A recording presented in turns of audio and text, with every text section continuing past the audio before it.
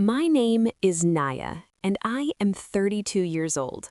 My father just called me a broke disgrace in front of Atlanta's wealthiest elite while he was eating a steak that cost more than my monthly rent.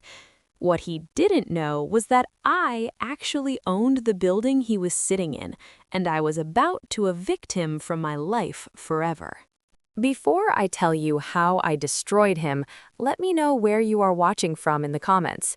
Hit that like and subscribe button if you have ever been underestimated by the people who are supposed to love you most.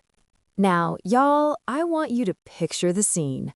I was sitting at a long mahogany table at Chops Lobster Bar in the heart of Buckhead.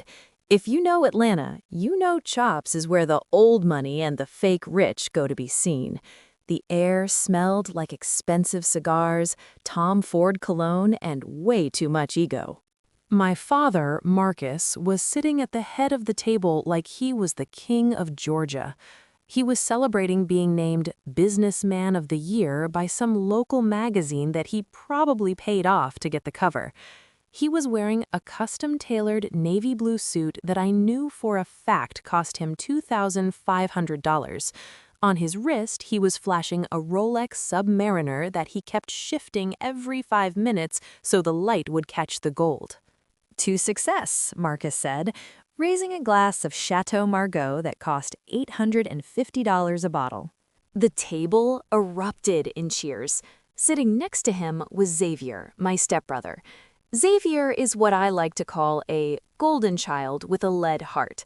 He's 26, has never worked a real day in his life, and thinks he's the next Jay-Z because Marcus bought him a studio he doesn't use. I sat there in my $45 wrap dress from a clearance rack, sipping on plain water. I didn't order the lobster. I didn't order the $500 seafood tower. I sat there like a gray rock. No emotion, no flash, just watching. "So, Naya," Marcus said, and the whole table went quiet. I knew that tone.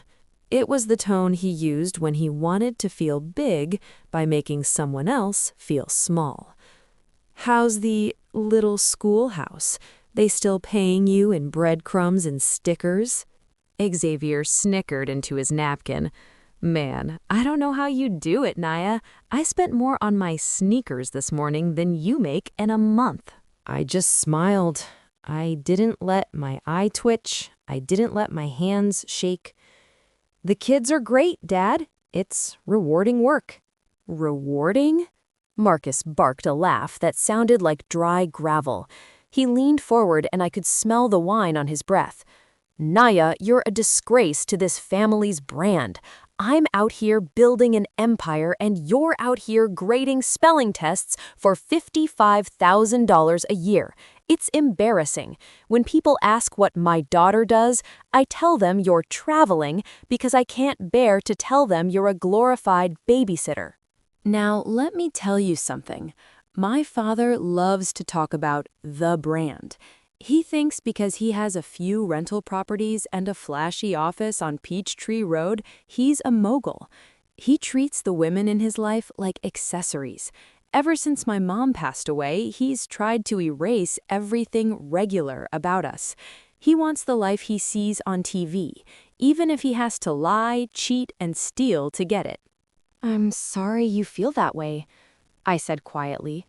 "You should be sorry," Marcus snapped. He motioned to the waiter, a young man who looked like he'd rather be anywhere else. "Bring my daughter a glass of the cheap house red. She probably can't even pronounce the name of what we're drinking. And bring me the check. I'm done looking at her sad face." The waiter brought the bill on a silver tray. I watched Marcus's face. For just a split second, I saw his eyes widen. He masked it quickly, but I caught it. The total was $5,421.60. He pulled out a black credit card, the kind that's supposed to have no limit. He slid it onto the tray with a flourish, looking around the table to make sure everyone saw him being the big spender. I just sat there, thinking about the notification that had popped up on my phone 10 minutes before I walked into the restaurant. It wasn't a school alert. It was a wire transfer notification.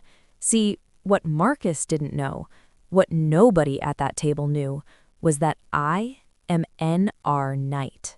3 years ago, I started writing financial thrillers under a pen name. I wrote about men just like my father, narcissists who used flying monkeys to do their dirty work and built houses of cards out of other people's money. My third book had just been optioned for a movie. That morning, my bank account had been hit with a deposit of $1,200,000. But I didn't say a word. I didn't need to. "Nia, look at this," Xavier said, shoving his phone in my face. He was showing me a picture of a Porsche 911 Turbo S in a sleek GT silver. "Dad's getting this for me next week. It's $215,000. Maybe I'll let you wash it for some extra lunch money." "It's a nice car, Xavier," I said, my voice as smooth as glass. "I hope you enjoy the lease." The table went dead silent. Marcus glared at me. "It's not a lease. I buy everything cash. Unlike you, I don't have to live on a budget." The waiter came back. He looked uncomfortable. He leaned in and whispered something to Marcus. Marcus's face went from mahogany to a pale, sickly gray. "What do you mean, see the manager?" Marcus hissed, though he tried to keep his voice down. "Run it again. There's plenty of money on that card." "I'm sorry, sir," the waiter said, a bit louder this time. "It's being declined, both of them." I watched my father's empire tremor for the first time. He started sweating, real oily sweat that pooled in the wrinkles of his forehead.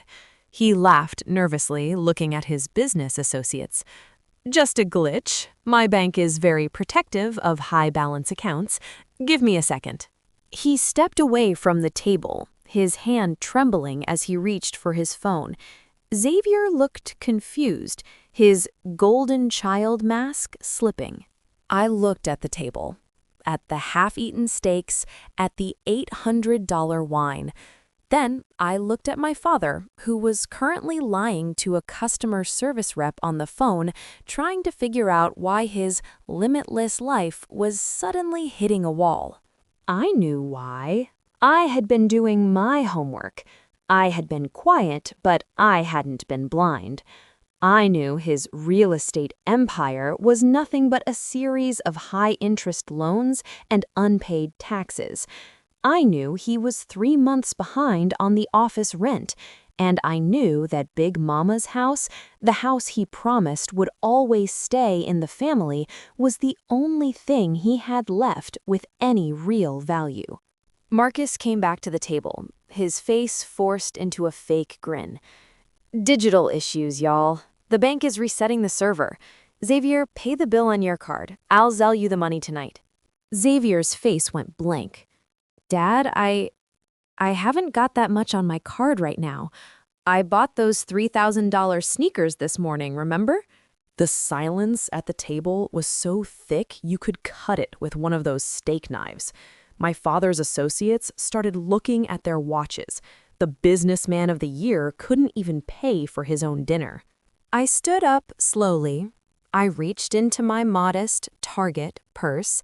I didn't pull out a flashy black card. I pulled out a simple silver one. "Don't worry about it, Dad," I said, my voice loud enough for the neighboring tables to hear. "Since I'm just a broke teacher, let me take care of this for you. Consider it a donation to your brand." I handed the card to the waiter. "Pay the whole thing and add a 20% tip for the trouble. That's $1,084.32 for the tip alone." Marcus looked at me like he was seeing a ghost. He didn't thank me. He didn't look relieved. He looked furious that I had embarrassed him by being the one with the funds. "Where did you get that kind of money, Nia?" He spat, his voice low and dangerous. "Who are you sleeping with?" I didn't flinch. I just leaned in close so only he could hear me. "I'm not sleeping with anyone, Dad. I'm just doing the math. And from where I'm sitting, your math isn't mathing. You thought you'd won today because you have a trophy and a suit you haven't paid for. But you forgot one small thing. I paused, watching the vein in his neck throb. I still have the keys to Big Mama's safe, and I know exactly what you did to her will. I walked out of that restaurant without looking back, leaving him standing there with a declined ego and a daughter he no longer recognized. But y'all, that was just the appetizer. The real meal was about to be served, and it was going to be very, very cold. Now, honey, the air in that restaurant was already thick, but the valet stand, that was where the real show started. If you thought the declined card was a mess, you haven't seen anything yet. We walked out of the cool, air-conditioned lobby of Chops and straight into that heavy, humid Buckhead night. The street was lined with cars that cost more than some people's houses. I'm talking Bentley Bentegas, Lamborghini Urus SUVs, and more Mercedes-Benz G-Wagons than a dealership lot. My father, Marcus, was walking 2 steps ahead of me, his shoulders stiff enough to snap. He was fuming. You could see the vein in his temple throbbing under the streetlights. He didn't say thank you for the $5,421.60 I just dropped to save his reputation. In his mind, I hadn't done him a favor. I had committed an act of war by having more money in my account than he did at that moment. "Don't you ever do that again," Marcus hissed, spinning around to face me as we waited for the valet.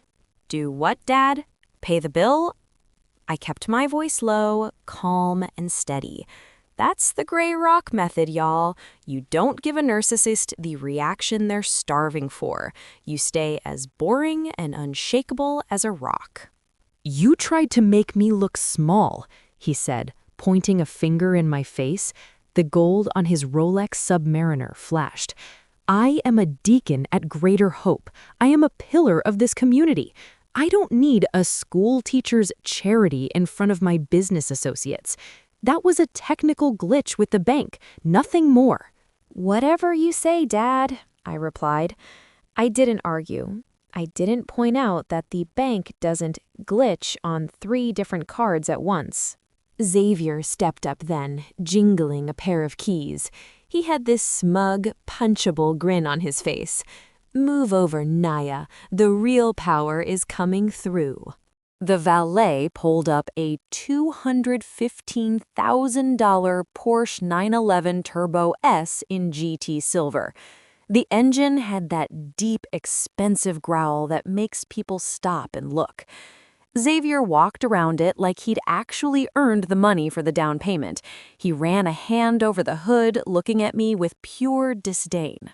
"See this, Naya? This is what Businessman of the Year energy looks like," Xavier bragged. He opened the door, revealing the Bordeaux red leather interior. "You're still driving that beat-up Toyota, right? The one that looks like it belongs in a junkyard?" "It gets me from A to B," I said. "Yeah, well, it's an eyesore," Xavier snapped. "The valet parked it way in the back because it's ruining the aesthetic of the curb.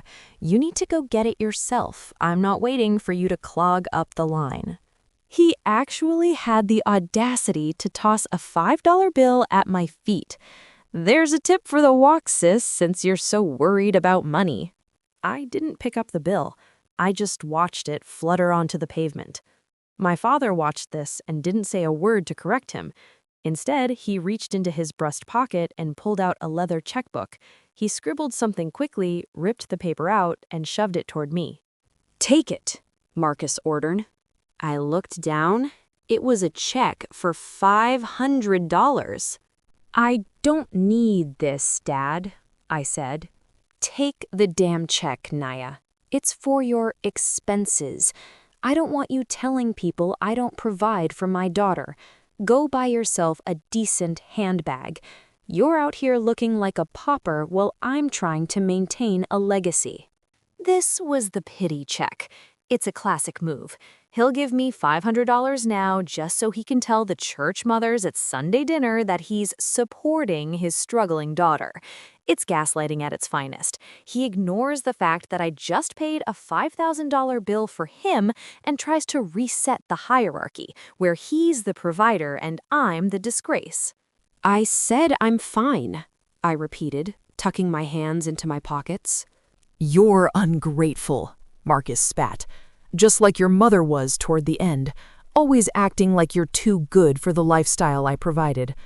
Xavier, let's go. We have a meeting with the developers at the St. Regis. Wait for it, Xavier said, laughing as he revved the Porsche's engine.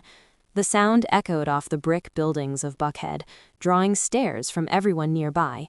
Hey, Nia, don't forget to grade those papers. Maybe if you work really hard, you can afford a tire for this car by next Christmas. They sped off, the smell of burnt rubber and high-octane fuel lingering in the air. I stood there for a moment, just breathing. I watched the Porsche disappear around the corner toward Peachtree Road. Then I looked down at the $5 bill Xavier had thrown at me. I picked it up, not because I needed it, but because I don't believe in wasting money, even dusty money. I walked toward the back of the lot where my beat-up Toyota was parked. It's a 2018 Camry. It's clean, it's paid for, and it doesn't have a GPS tracker on it from a high-interest predatory lender, which I knew for a fact Xavier's Porsche did. As I got into my car, my phone buzzed in the cup holder. It was a text from my financial advisor, a woman named Sarah who I'd met through the Spellman alumni network. Nia, the final contracts for the film rights just cleared. The initial signature bonus of $250,000 is being wired to your escrow account as we speak. Total contract value is $3,800,000 plus back-end points. Congrats, girl. You're officially a mogul. I leaned my head back against the headrest and laughed. It wasn't a loud, boisterous laugh like my father's. It was a quiet, dangerous sound. These men really thought they were the kings of Atlanta. They thought they could treat me like the help because I didn't wear my wealth on my sleeve. They were so blinded by their own fake rich pride that they couldn't see the wolf standing right in front of them. I started the engine and pulled out of the lot. As I drove toward my apartment, I passed a billboard for Marcus Thorne Real Estate Group. His face was plastered up there, 30 feet high, smiling that fake predatory smile. "Enjoy the view while it lasts, Dad," I whispered. I knew something they didn't. I had been digging through Big Mama's old trunk in the attic of her house in Cascade Heights. I hadn't just found her old church hats and recipes. I had found a set of ledger books from the family business, the real business, from 20 years ago. The math in those ledgers didn't match the story Marcus had been telling the world for 2 decades. He thought he'd won tonight by handing me a pity check and making me walk to the back of the valet lot. He thought he'd reestablished his dominance. But he forgot one small thing. I didn't just have the keys to Big Mama's safe. I had the original deed to the Cascade house, the one that proved Marcus didn't own a single brick of the property he was currently trying to use as collateral for a $700,000 loan. And tomorrow? Tomorrow was Sunday dinner at the house. The whole family would be there. The flying monkeys, the enablers, and the golden child. They thought they were going to sit at Big Mama's table and feast on her legacy. But I was bringing a different kind of dish to the party. Y'all, I really wish you could have seen the look on my face as I drove away from that valet stand. I was playing the role of the defeated daughter so well, I almost started believing it myself. I steered my Toyota Camry out of Buckhead, leaving the glitz and the fake smiles behind. The drive to my place isn't long, but it's long enough to shake off the smell of my father's expensive lies. I live in a quiet, tree-lined area that most people in Atlanta would call quaint or budget-friendly. It's the kind of neighborhood where people mind their own business, and the most exciting thing that happens is a stray cat on a porch. Now, everyone, including Marcus and Xavier, thinks I'm renting a tiny one-bedroom apartment on a teacher's salary. They think I'm struggling to keep the lights on and probably eating ramen noodles 5 nights a week.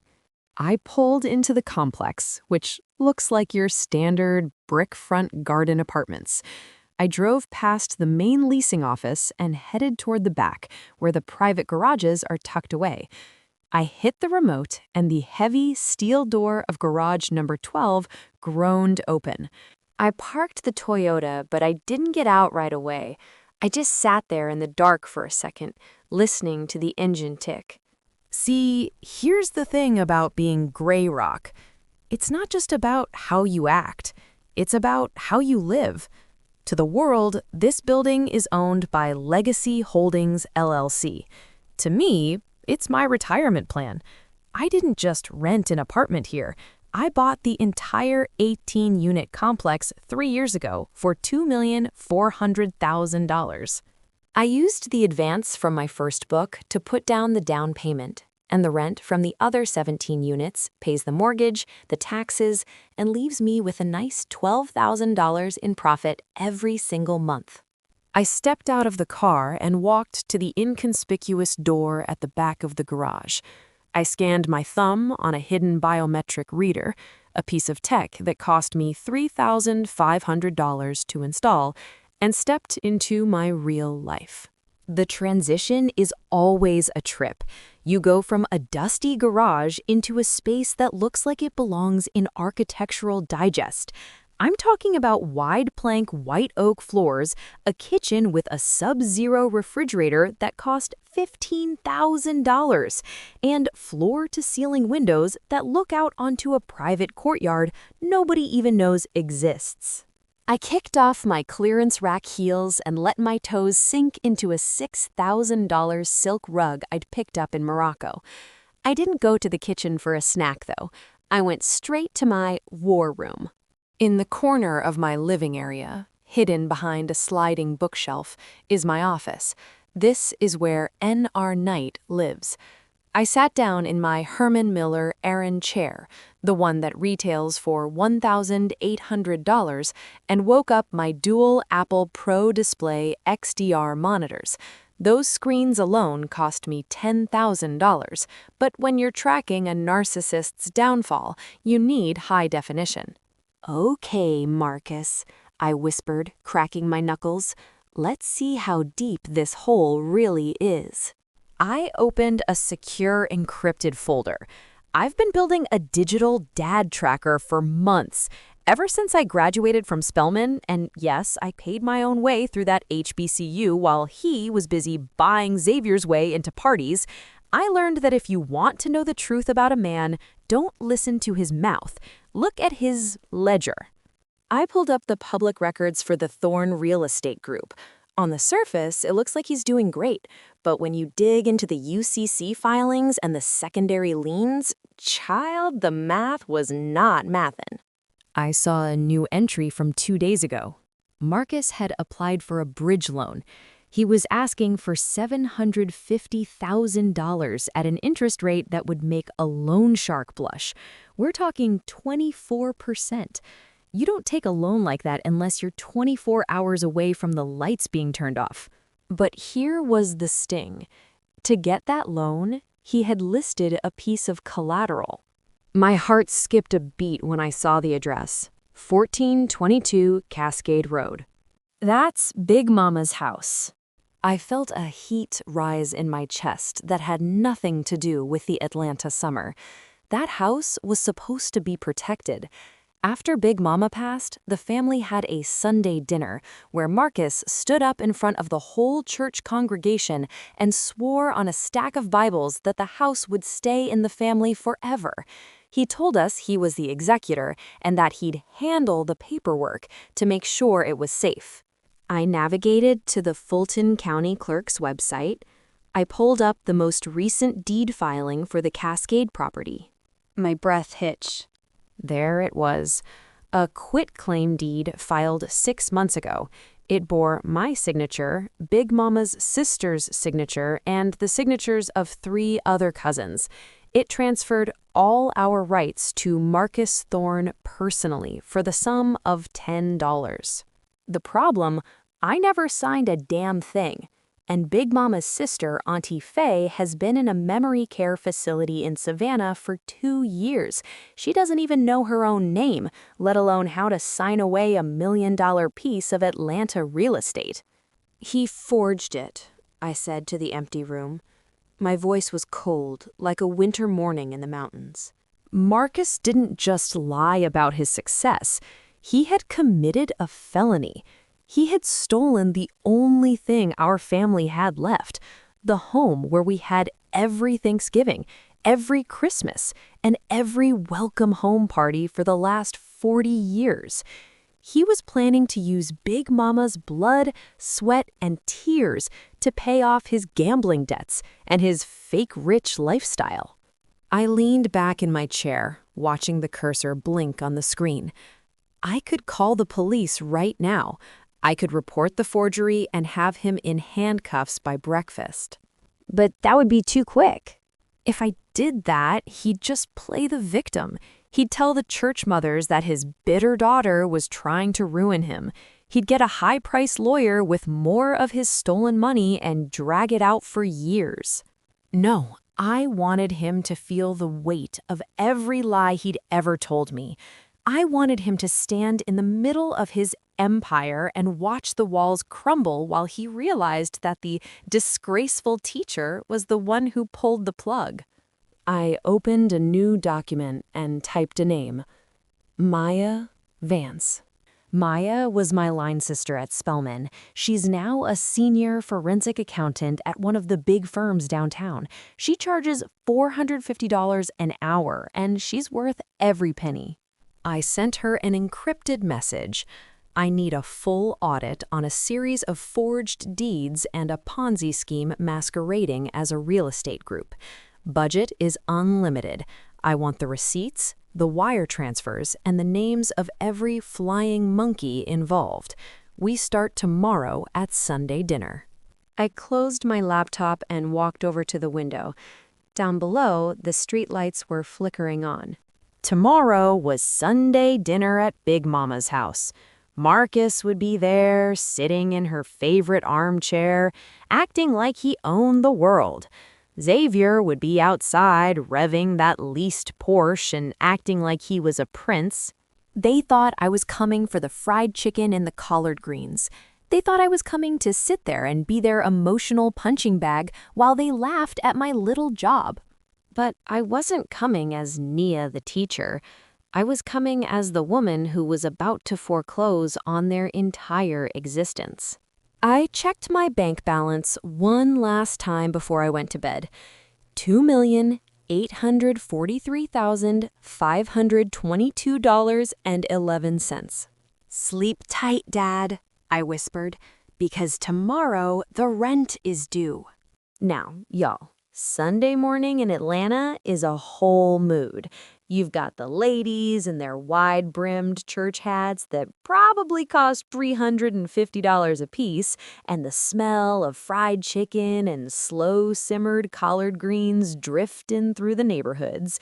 But for me, this Sunday felt like walking into a lion's den, except I was the one holding the cage key. I pulled my Camry onto the gravel driveway of Big Mama's house in Cascade Heights. This house is a classic. It's a sprawling mid-century ranch sitting on an acre of prime real estate that's easily worth $1,200,000 in today's market. To anyone else, it's a beautiful piece of history.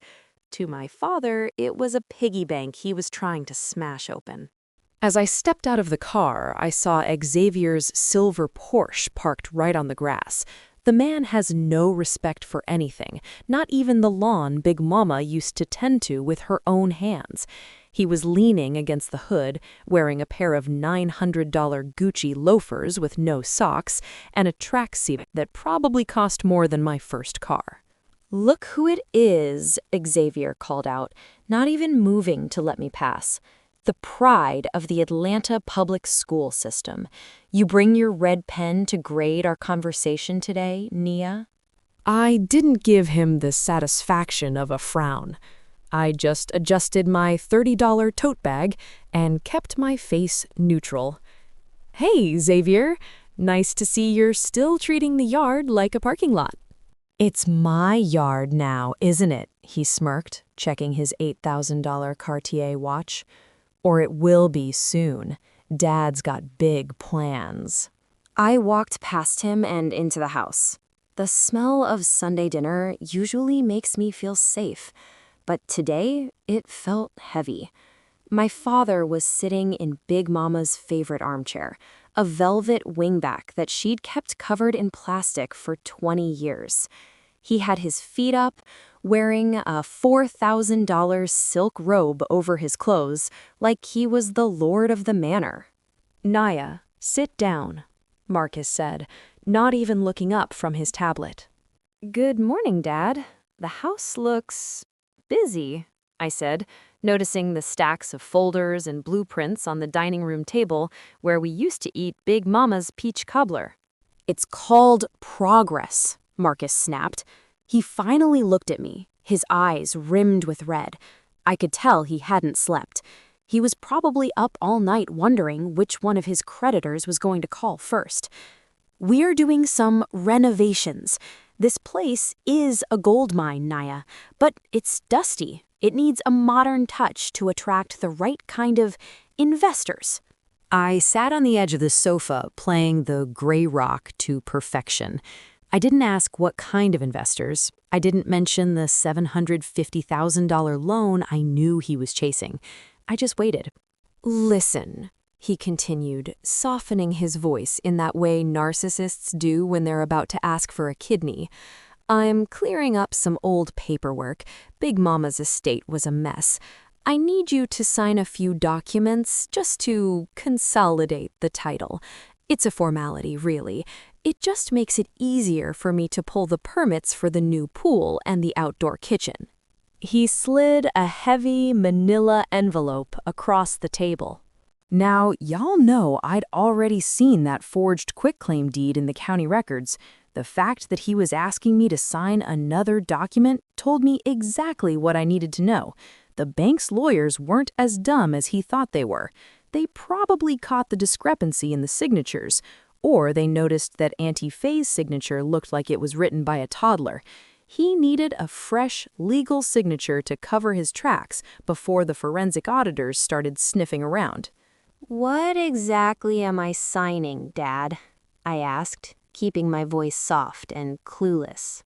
Don't worry your little head about the legal jargon, Marcus said, waving a hand dismissively. He was wearing a new gold chain today, a heavy thing that had to be at least $10,000. It's just a standard waiver. It says you trust me to manage the property. You want the house to stay in the family, don't you? You want Big Mama's legacy to be protected. The gaslighting was so thick I could almost taste it. He was using the memory of the woman who raised me to try and trick me into signing away my rights.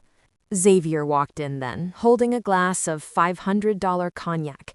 Just sign it, Nia. Dad's trying to make us all rich. You could finally quit that job and buy some clothes that don't look like they came from a donation bin. I opened the envelope. Inside was a power of attorney specifically for real estate matters and a contract for sale.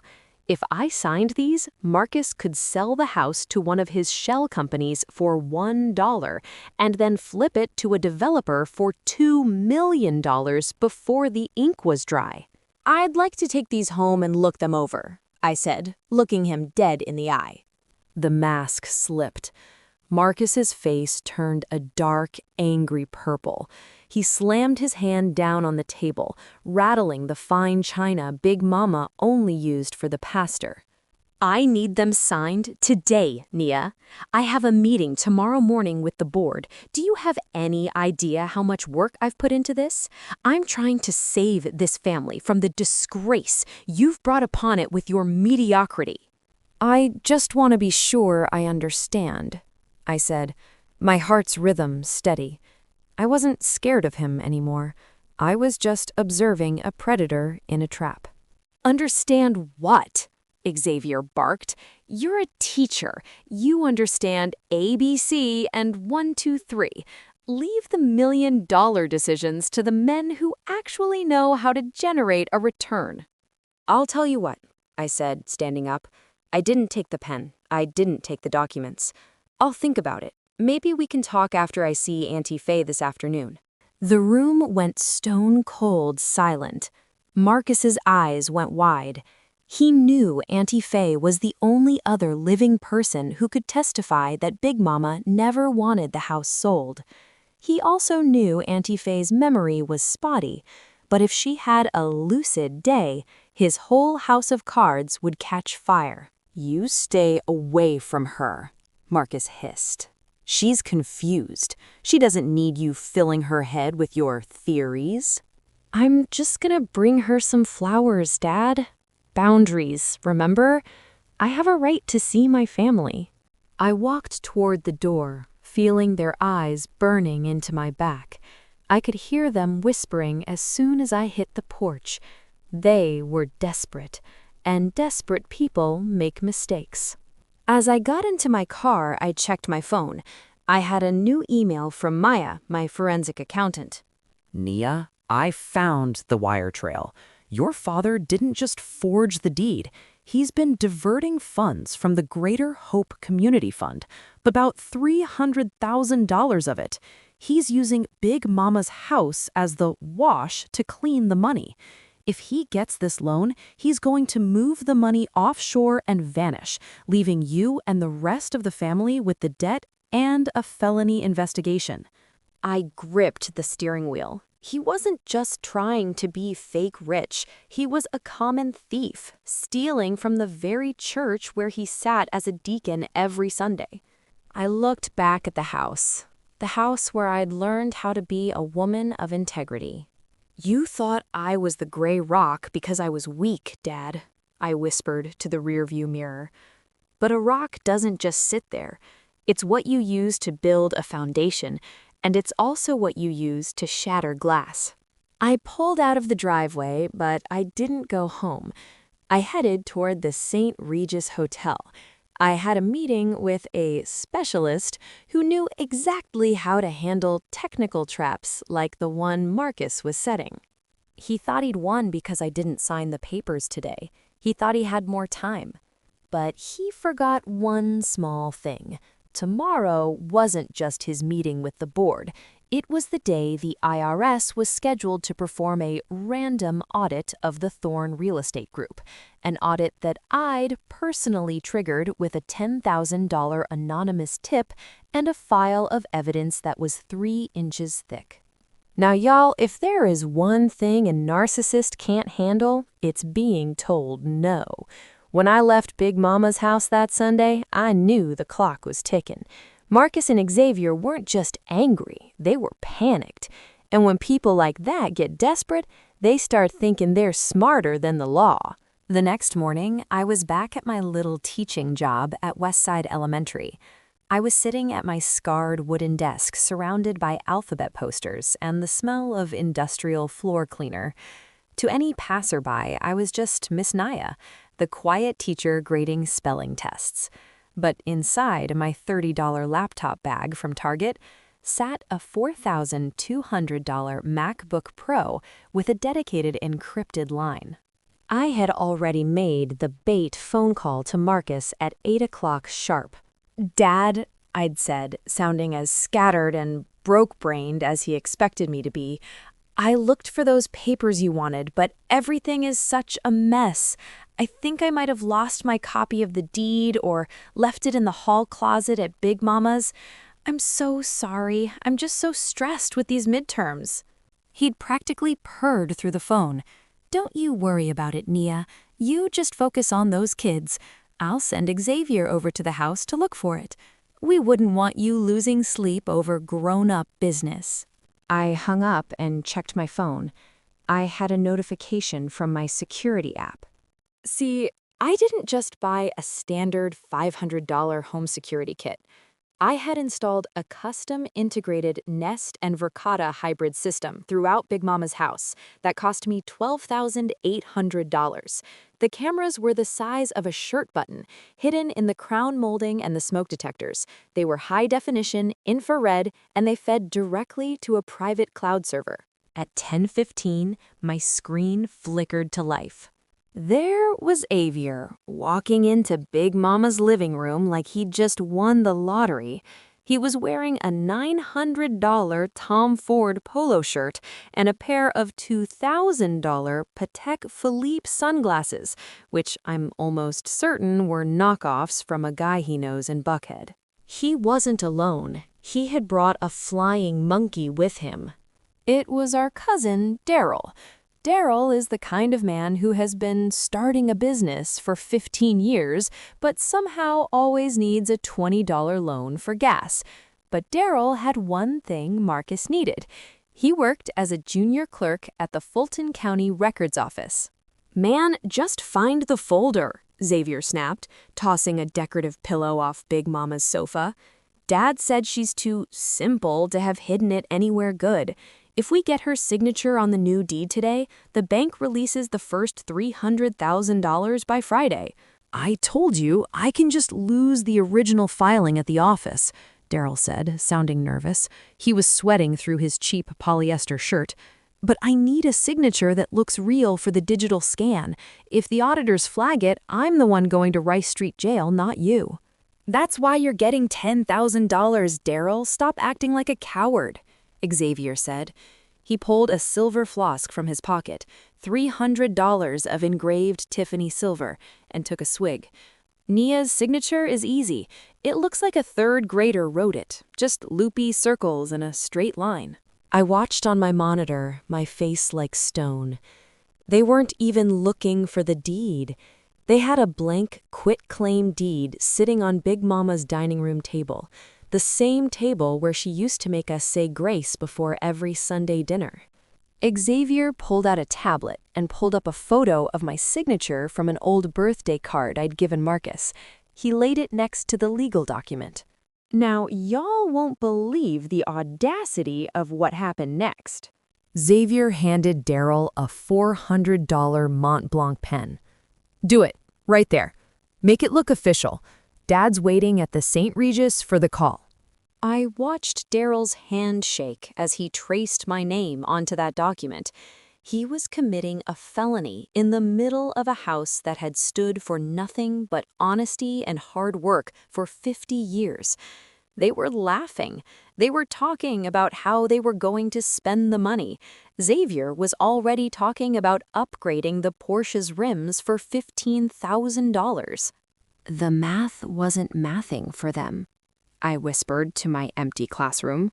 They thought they were being slick. They thought they were handling the disgrace of the family. But as Daryl pressed the notary seal, which he'd stolen from his office, onto the paper, my computer chimed. Maya, my forensic accountant friend from Spelman, had just sent a text. "Naya, I just got an alert. Someone is trying to access the digital title for 1422 Cascade Road from an internal county records IP address. Is that you?" "No," I typed back. "It's the vultures. Record the IP, record the timestamp. I have the video of them doing it." "You got 'em," Maya replied. "This isn't just a civil matter anymore. This is racketeering and notary fraud. That's a mandatory minimum of 5 to 10 years in the state of Georgia." I leaned back, watching Xavier high-five Daryl on the screen. They looked so proud of themselves. They tucked the forged document into a leather briefcase and headed for the door. Xavier stopped for a second to grab a handful of Big Mama's peppermint candies from the glass jar on the counter. "Peace out, Big Mama," Xavier laughed, tossing a candy into his mouth. "Thanks for the house."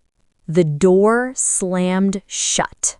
I closed my laptop and felt a strange calm. I wasn't even angry anymore. When you realize that the people who share your blood have zero respect for your soul, something inside you just turns off. You stop seeing them as family and start seeing them as a problem to be solved. I looked at the clock. It was nearly lunchtime. The cafeteria would be serving Sunday dinner-style chicken today, and the smell was starting to drift down the hall. I picked up my desk phone and dialed the number for the St. Regis Hotel in Buckhead. St. Regis, Atlanta, how may I direct your call? The concierge asked. Yes, I'd like to leave a message for Mr. Marcus Thorne. He's in a meeting in the lounge, I said, my voice sweet as honey. Of course, ma'am. What is the message? Just tell him his daughter called. Tell him I found what I was looking for, and I'll see him at the gala on Friday. Oh, and tell him to make sure he keeps his receipts. He's going to need them for the audit. I hung up before the concierge could ask anything else. I knew Marcus. He'd get that message and think I was still talking about the deed. He'd think he'd won. He'd think the audit I mentioned was just a joke about my teaching budget. But y'all, the only receipts Marcus was going to be holding by the end of the week were going to be issued by the Department of Corrections. I stood up and smoothed out my dress. I had 3 more hours of school, and then I had a meeting with a high-end estate lawyer. I was going to pay his $20,000 retainer in cash, and we were going to discuss how to file for an emergency injunction. He thought he'd stolen the house, but he forgot one small thing. I didn't just have the video of them forging the deed. I had already moved the legal title of the house into a private trust 3 months ago, and the Naya signature Daryl had just spent 10 minutes faking? I had legally changed my middle name and my signature style a year ago. Whatever Daryl just signed wasn't even my legal name. They had just committed a felony to steal a house that wasn't even on the market. They thought it was. Now, y'all, if there is one thing a narcissist loves more than money, it's an audience. And Marcus was determined to have the biggest audience possible for his 55th birthday. He wasn't just having a dinner, he was staging a production. I pulled my Camry up to the gates of his mansion in Buckhead. I put mansion in quotes because even though the listing said it was worth $6,500,000, I knew for a fact the lease was in a shell company's name and the rent was 2 months overdue. The house was a beautiful, cold, white box with too much glass and not enough soul. It looked like the kind of place where you aren't allowed to touch anything, which was exactly how Marcus liked it. I checked my reflection in the visor mirror. I was wearing a simple navy shift dress I'd picked up for $40 at Target. My hair was pulled back in a neat bun, and I wasn't wearing a single piece of jewelry except for a $15 watch. I looked exactly like the struggling teacher they wanted me to be. "Keep it together, Naya," I whispered. "Just a few more hours of playing the part." When I walked through the massive pivot front door, the smell of Joe Malone candles and expensive catering hit me. The foyer was filled with people I recognized from Greater Hope, church mothers in their Sunday best and business associates who looked like they were constantly checking their pockets to make sure their wallets were still there. "There she is," Marcus shouted from the top of the grand staircase. He was wearing a velvet smoking jacket that probably cost $3,200 and holding a crystal tumbler of Louis XIII cognac. A bottle of that stuff goes for about $4,500, and he was swilling it like it was sweet tea. "My daughter, the educator," Marcus said, descending the stairs like he was royalty. He didn't hug me, he just patted my shoulder and looked at the crowd. "She's the one who reminds us all that money isn't everything, right? Even if she has to borrow it from her old man to pay for a steak dinner." A few of his flying monkeys chuckled. I just gave him a tight, polite smile. "Happy birthday, Dad. You look successful." "I feel successful, Nia, because I am." He leaned in closer, his breath smelling like aged oak and arrogance. We got those papers handled, by the way. Xavier said you were a little confused about where you left things, but we found a way to make it work. Family takes care of family, right?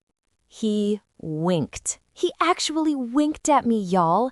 He thought he was being so slick, letting me know that they'd forged my name without actually saying the word felony. We moved into the dining room.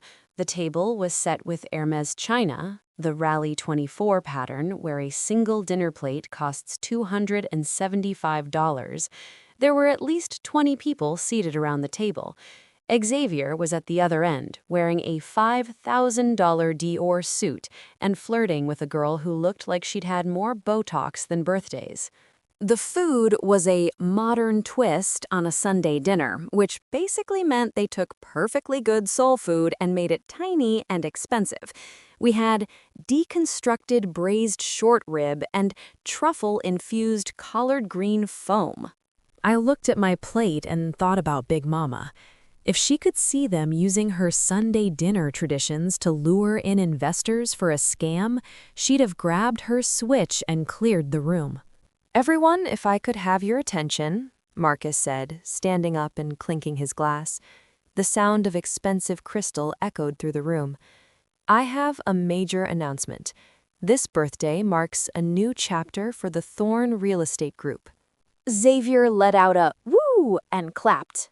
"As you all know, I've been eyeing the Tuxedo Park area for a while," Marcus continued, his chest puffing out, "and I'm proud to announce that we are officially breaking ground on the Thorn Legacy Estate. It's going to be a $12,500,000 property, total luxury, total excellence." The room erupted in applause. People were leaning over to shake his hand, probably already thinking about how much of their investment they could get back if they stayed on his good side. "And," Marcus added, looking straight at me, "to show you all how much I value legacy, I've decided to move our headquarters to the Cascade Heights property. We're going to level the old house and build a glass and steel monument to the future." My heart hammered against my ribs, but I didn't let my expression change. Leveling Big Mama's house?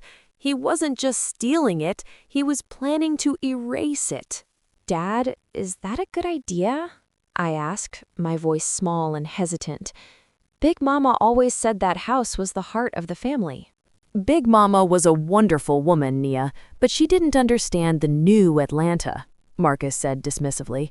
"That old house is a relic. It's a disgrace to sit on $1 million lot with a house that still has wood paneling and a crawl space. Progress requires sacrifice." "He's right, sis," Xavier chimed in, leaning back in his chair.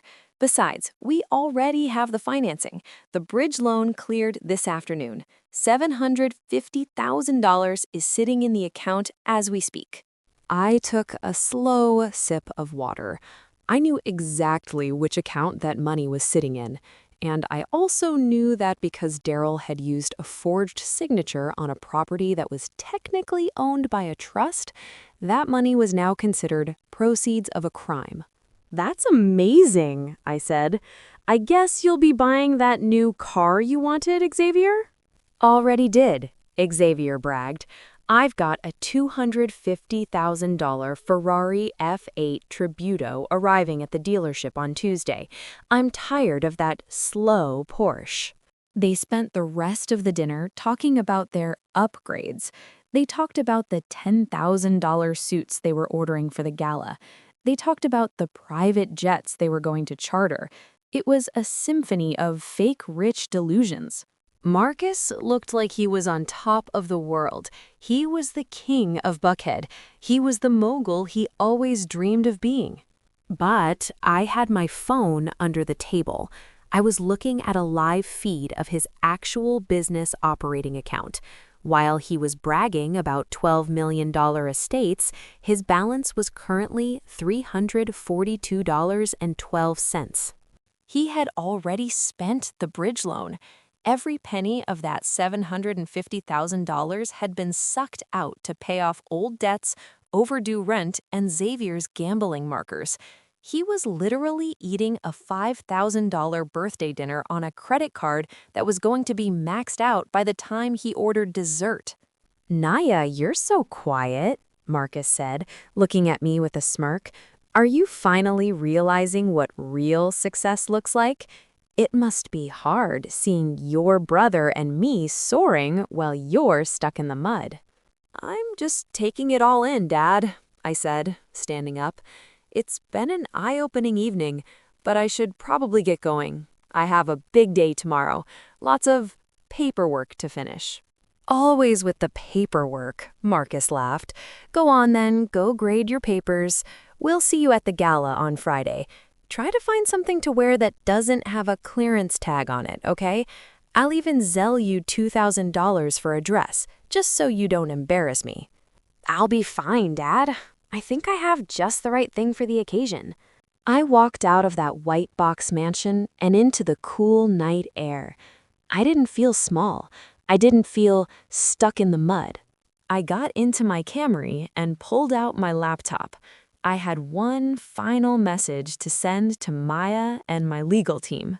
"The bait has been taken. They've spent the loan money. The forgery is documented and the funds have been commingled with the church accounts. Trigger the freeze at midnight on Thursday." I looked back at the house. The lights were blazing, and I could hear the muffled sound of laughter and music. They thought they had just celebrated a birthday. They thought they had just secured their future. But they forgot one small thing. The bank doesn't just glitch when the FBI is the one who asked them to pull the plug. Now, y'all, after that mess of a birthday dinner, I needed to wash the taste of truffle-infused foam out of my mouth with some cold, hard reality. I didn't go back to my apartment. I drove straight to the St. Regis Atlanta in Buckhead. If you've never been, the St. Regis is where the people who actually have money go to hide from the people who are trying to look like they have it.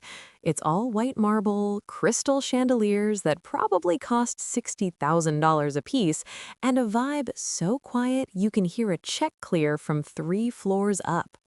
I pulled my Camry into the valet.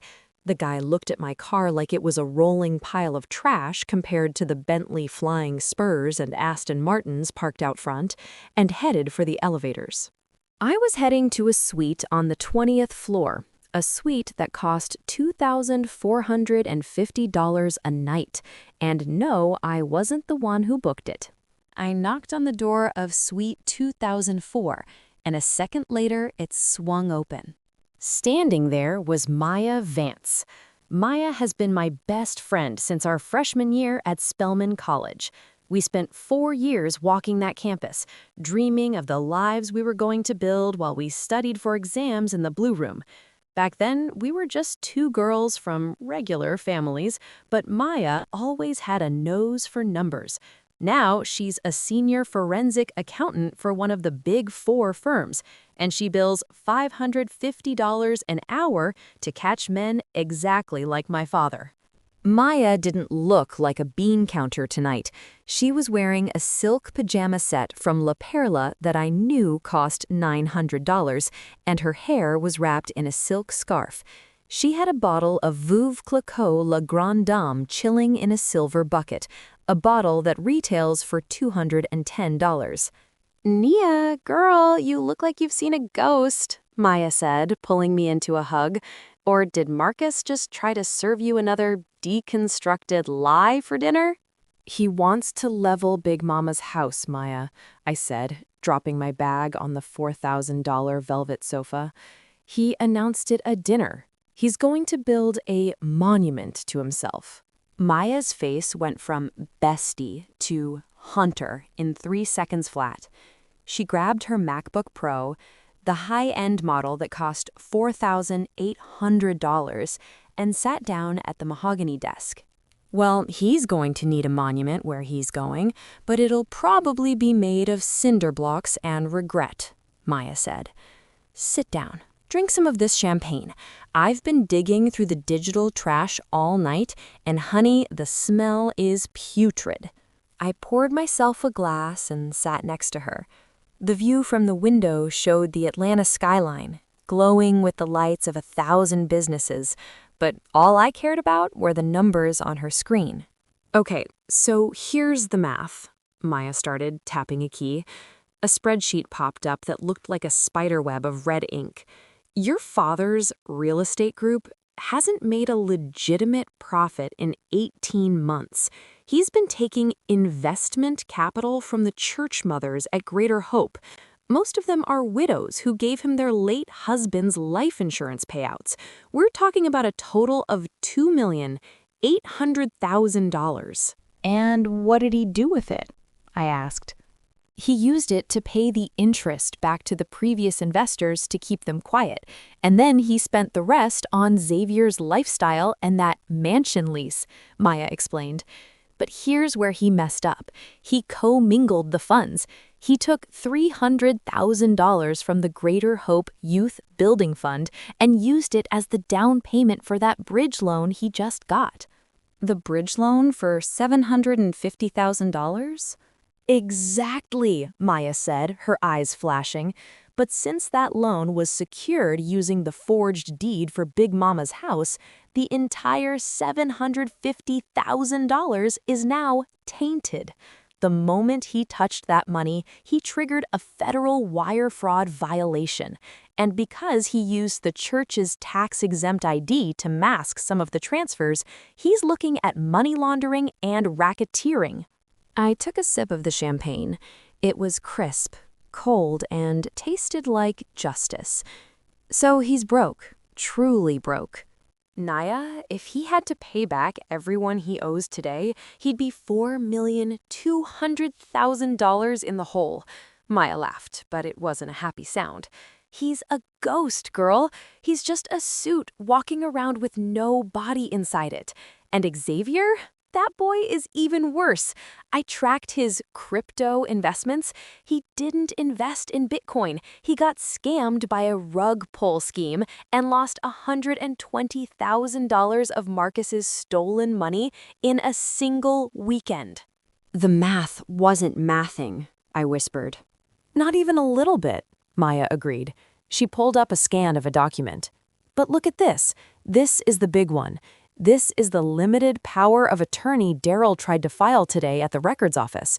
Since I have a backdoor alert on the property title, I blocked the final processing, but I let the pending status stay up so Marcus would see it and think it went through. So he thinks he owns the house? I said. He's certain of it, Maya said. He's already scheduled a press event for the gala on Friday night. He's invited the mayor, the city council, and the Bishop of Greater Hope. He's going to announce the Thorne Legacy estate and ask for another $5 million in investment to finish the project. I leaned back, thinking about my father's face at the dinner table. He was so arrogant, so sure that he could just stomp over Big Mama's memory and my little life. He thought he was playing a game of checkers with a child, but he didn't realize I was playing high-stakes poker with a Spellman sister who held all the aces. We need the red wedding reveal, I said. I want him to be at his absolute peak. I want him to be standing on that stage, feeling like he's the king of Atlanta, right before the crown turns into a noose. I've already coordinated with the expert ally you mentioned, Maya said. The forensic audit is complete. I have a digital folder ready to be pushed to every screen in the Museum of High Art on Friday. Every wire transfer, every forged signature, and every declined credit card alert will be projected in 40K resolution. And the police? I spoke to a contact at the FBI's Financial Crimes Division, Maya said, her voice dropping an octave. They've been watching the Greater Hope funds for months, but they didn't have the inside link. They didn't have the forged deed. Now they do. They're going to be at the gala, Nia.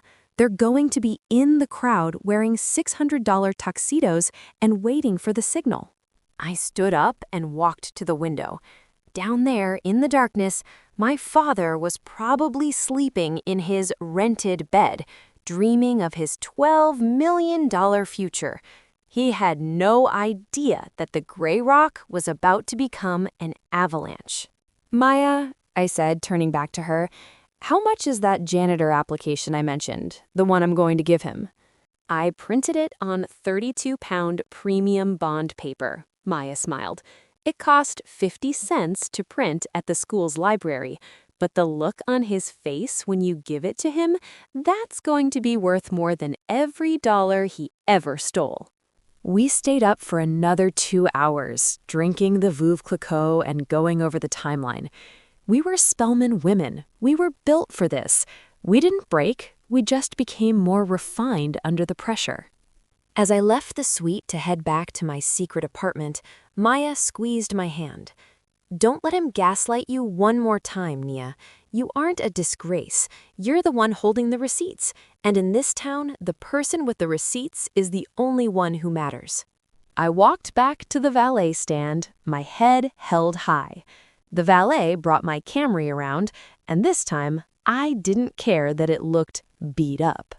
Keep the change, I said, handing him a $20 bill. The change from what, ma'am?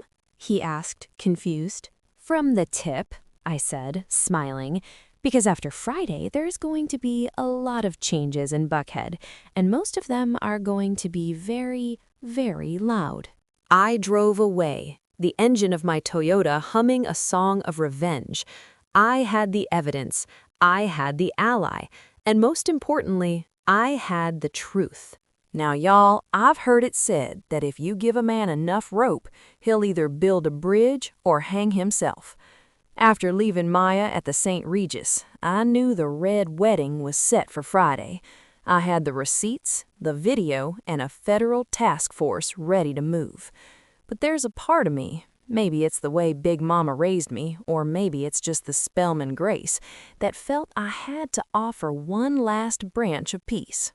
I wanted to see if there was any soul left inside the man who called himself my father. The next afternoon, I drove over to the Thorn Real Estate Group headquarters in Buckhead. The office was in one of those glass and ego buildings where the lobby smells like $500 orchids and unearned confidence. I walked past the receptionist, a girl wearing at least $2,000 worth of hair extensions, and headed straight for the corner suite. I didn't knock, I just walked in. Marcus was sitting behind a desk made of solid African mahogany that I knew cost him $12,500. He was staring at a computer screen with a look of pure, unadulterated greed. On his wrist, he was wearing a Patek Philippe Nautilus.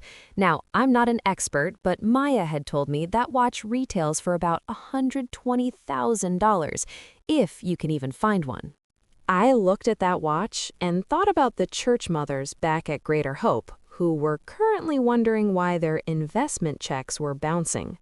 Naya, Marcus said, not looking up, I told you I'm busy. The gala is in 3 days. I don't have time to talk about lesson plans or whatever disaster happened in your classroom today. I'm not here to talk about school, Dad, I said. I sat down in one of his guest chairs, a $4,000 Eames leather lounge, and didn't even bother to take off my coat. I just watched him. I'm here to ask you a question. Man to man, daughter to father. He finally looked up, his eyes narrowing. Make it quick. I have a conference call with a developer in Dubai in 10 minutes. Are you in trouble, Dad?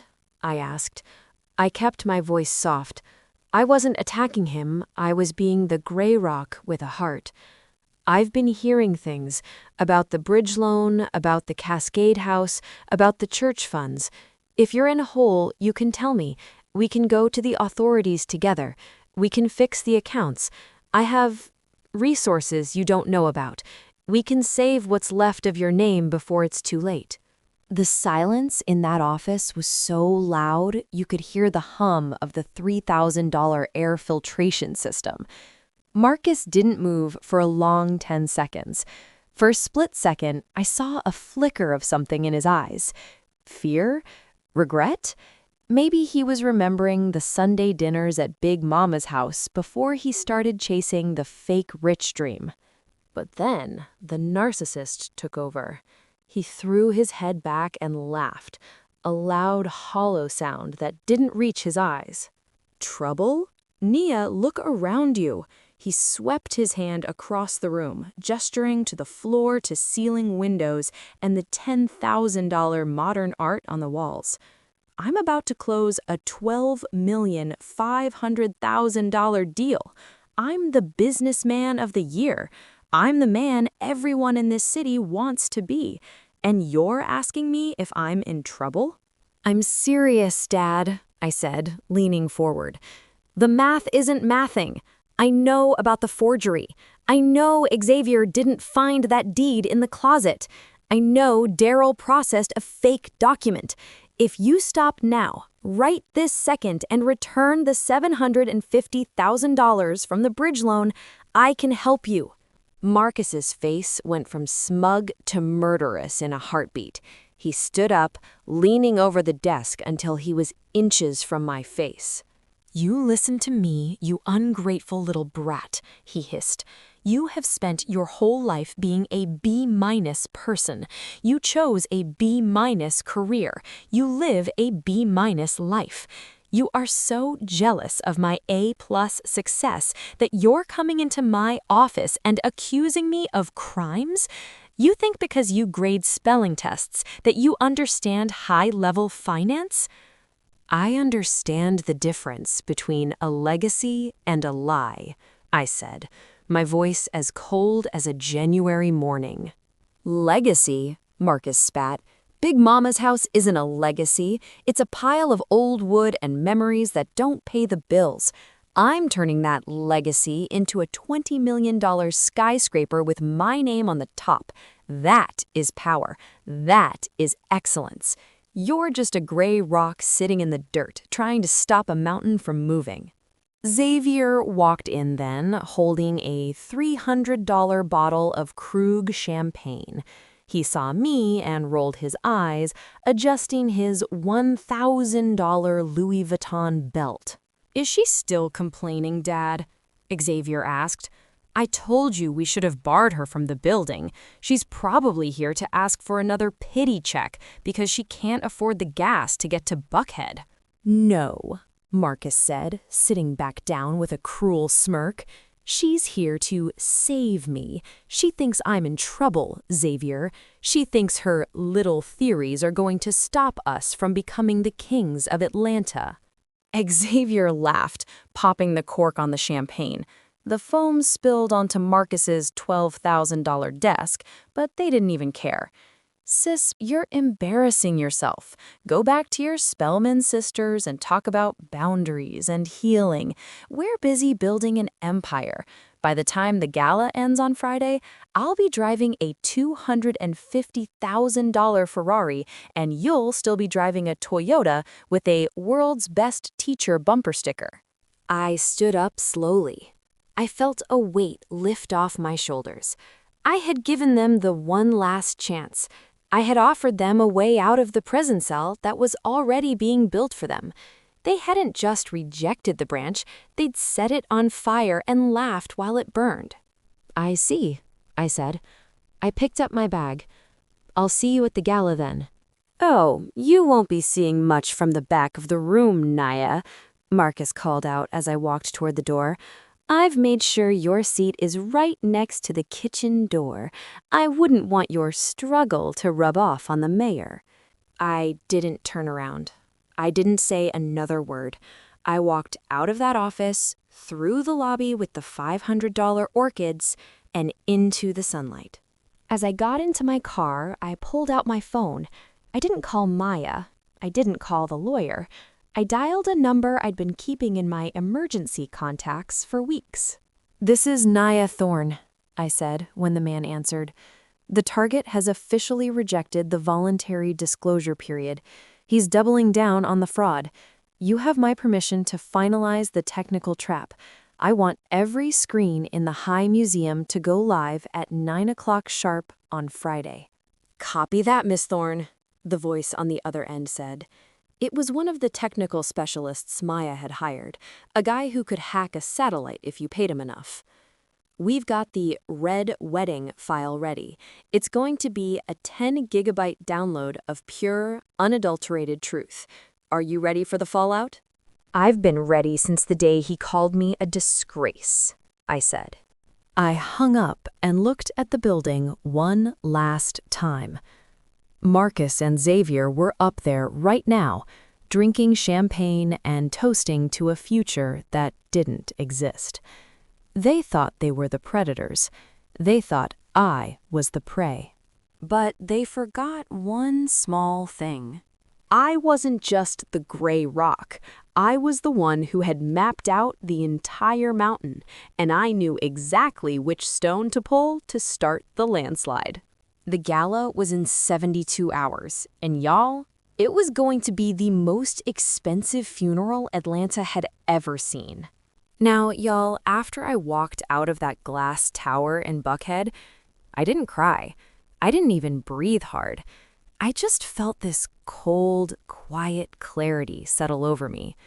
When a narcissist shows you they have no soul for the 1,000th time, you stop looking for one.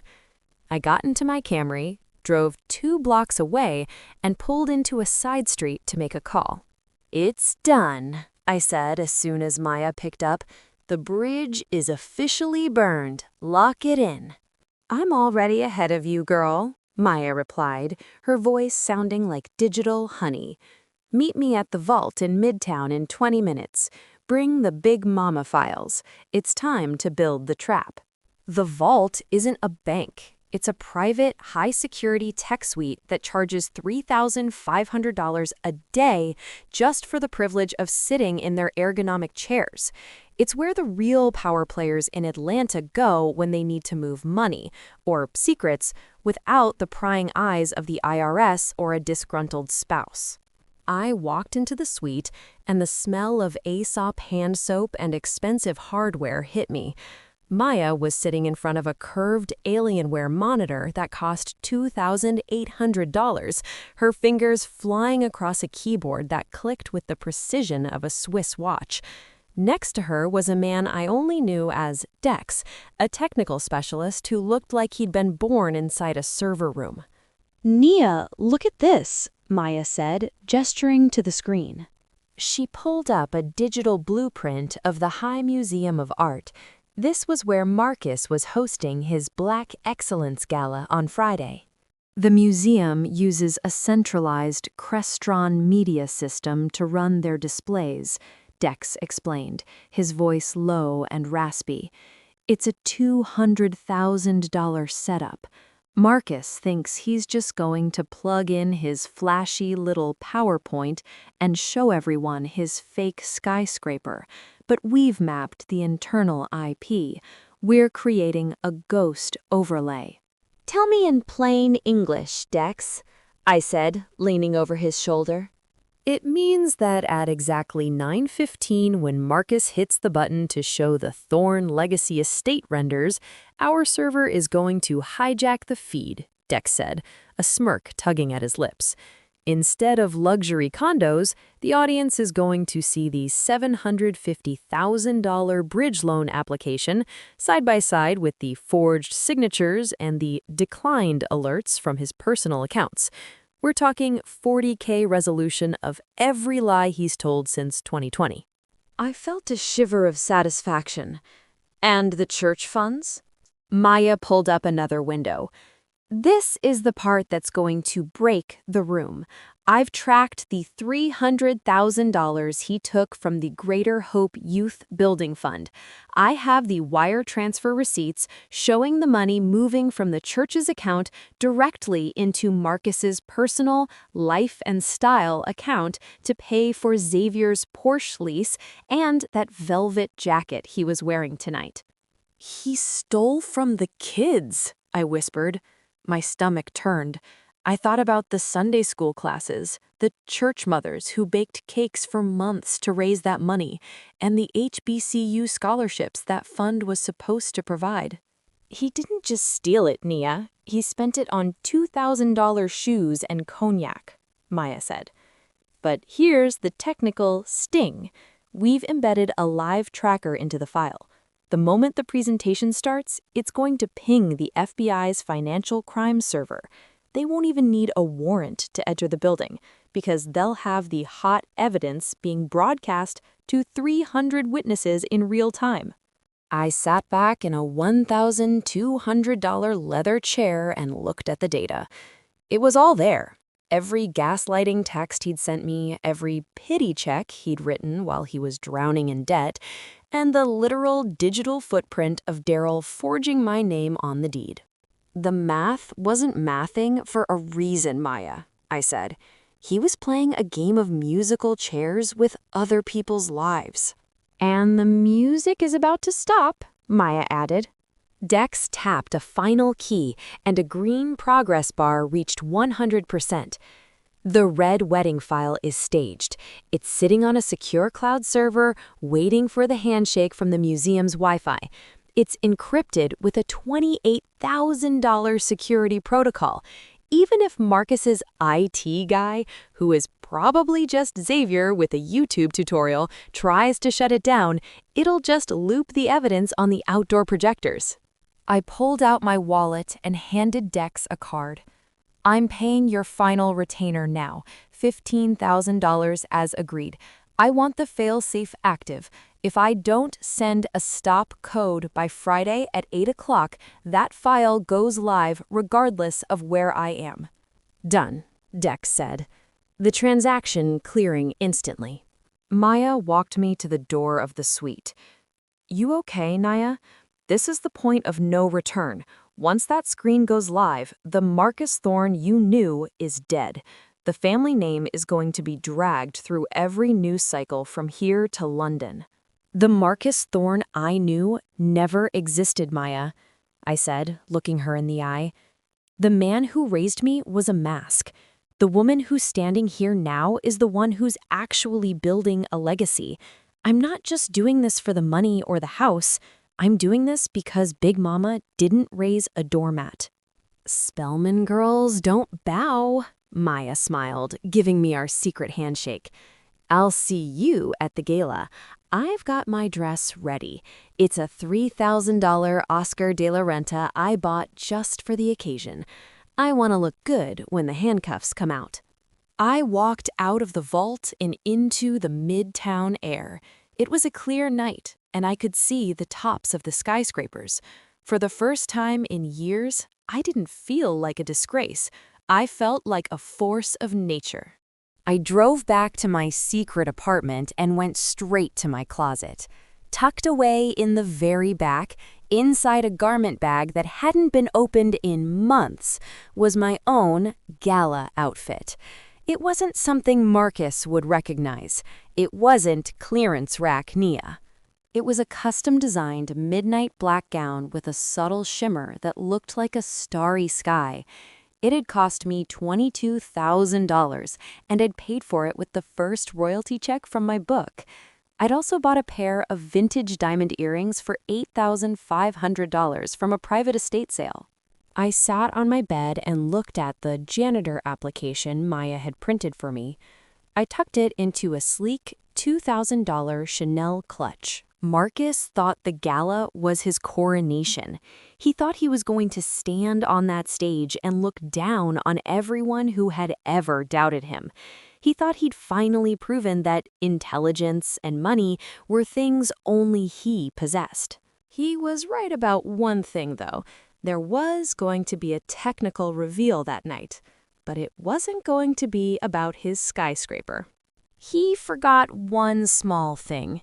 I'd already been in touch with the Bishop of Greater Hope, and the special guest I'd invited to sit at my table wasn't a teacher or a student. It was the lead investigator for the state attorney's office. Now, y'all, the High Museum of Art is a beautiful building, all that white porcelain tile and soaring glass.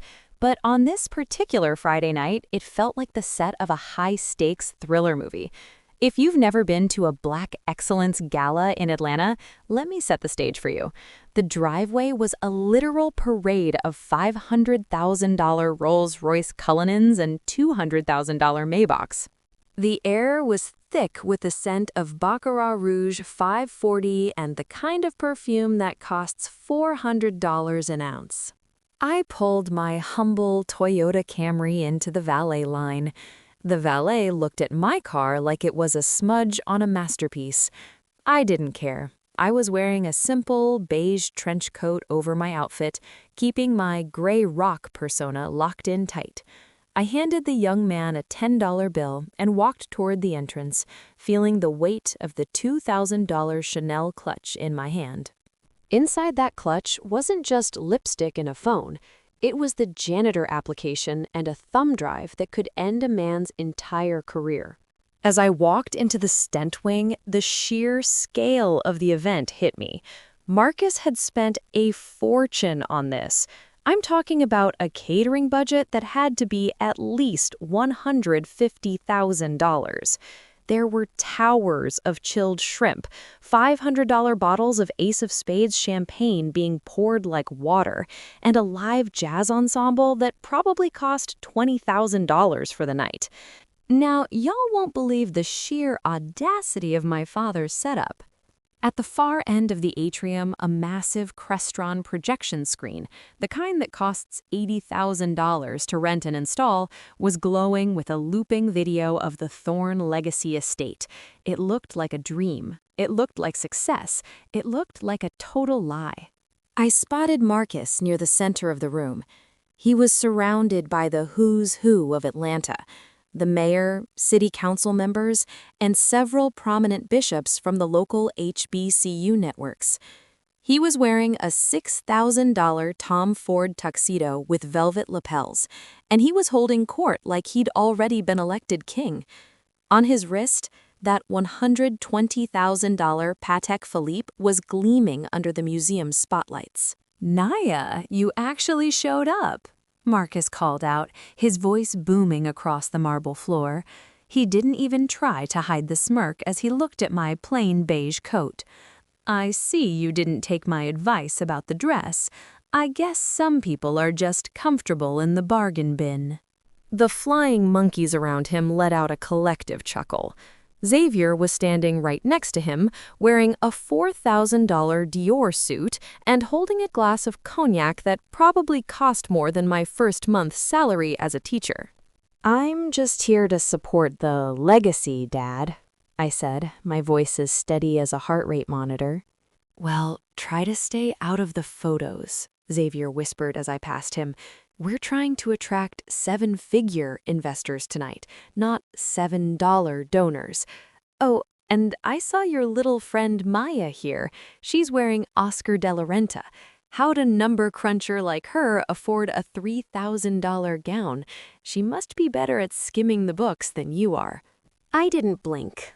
I just looked at Xavier's flashy watch, a $20,000 Hublot that I knew for a fact was currently 3 payments behind.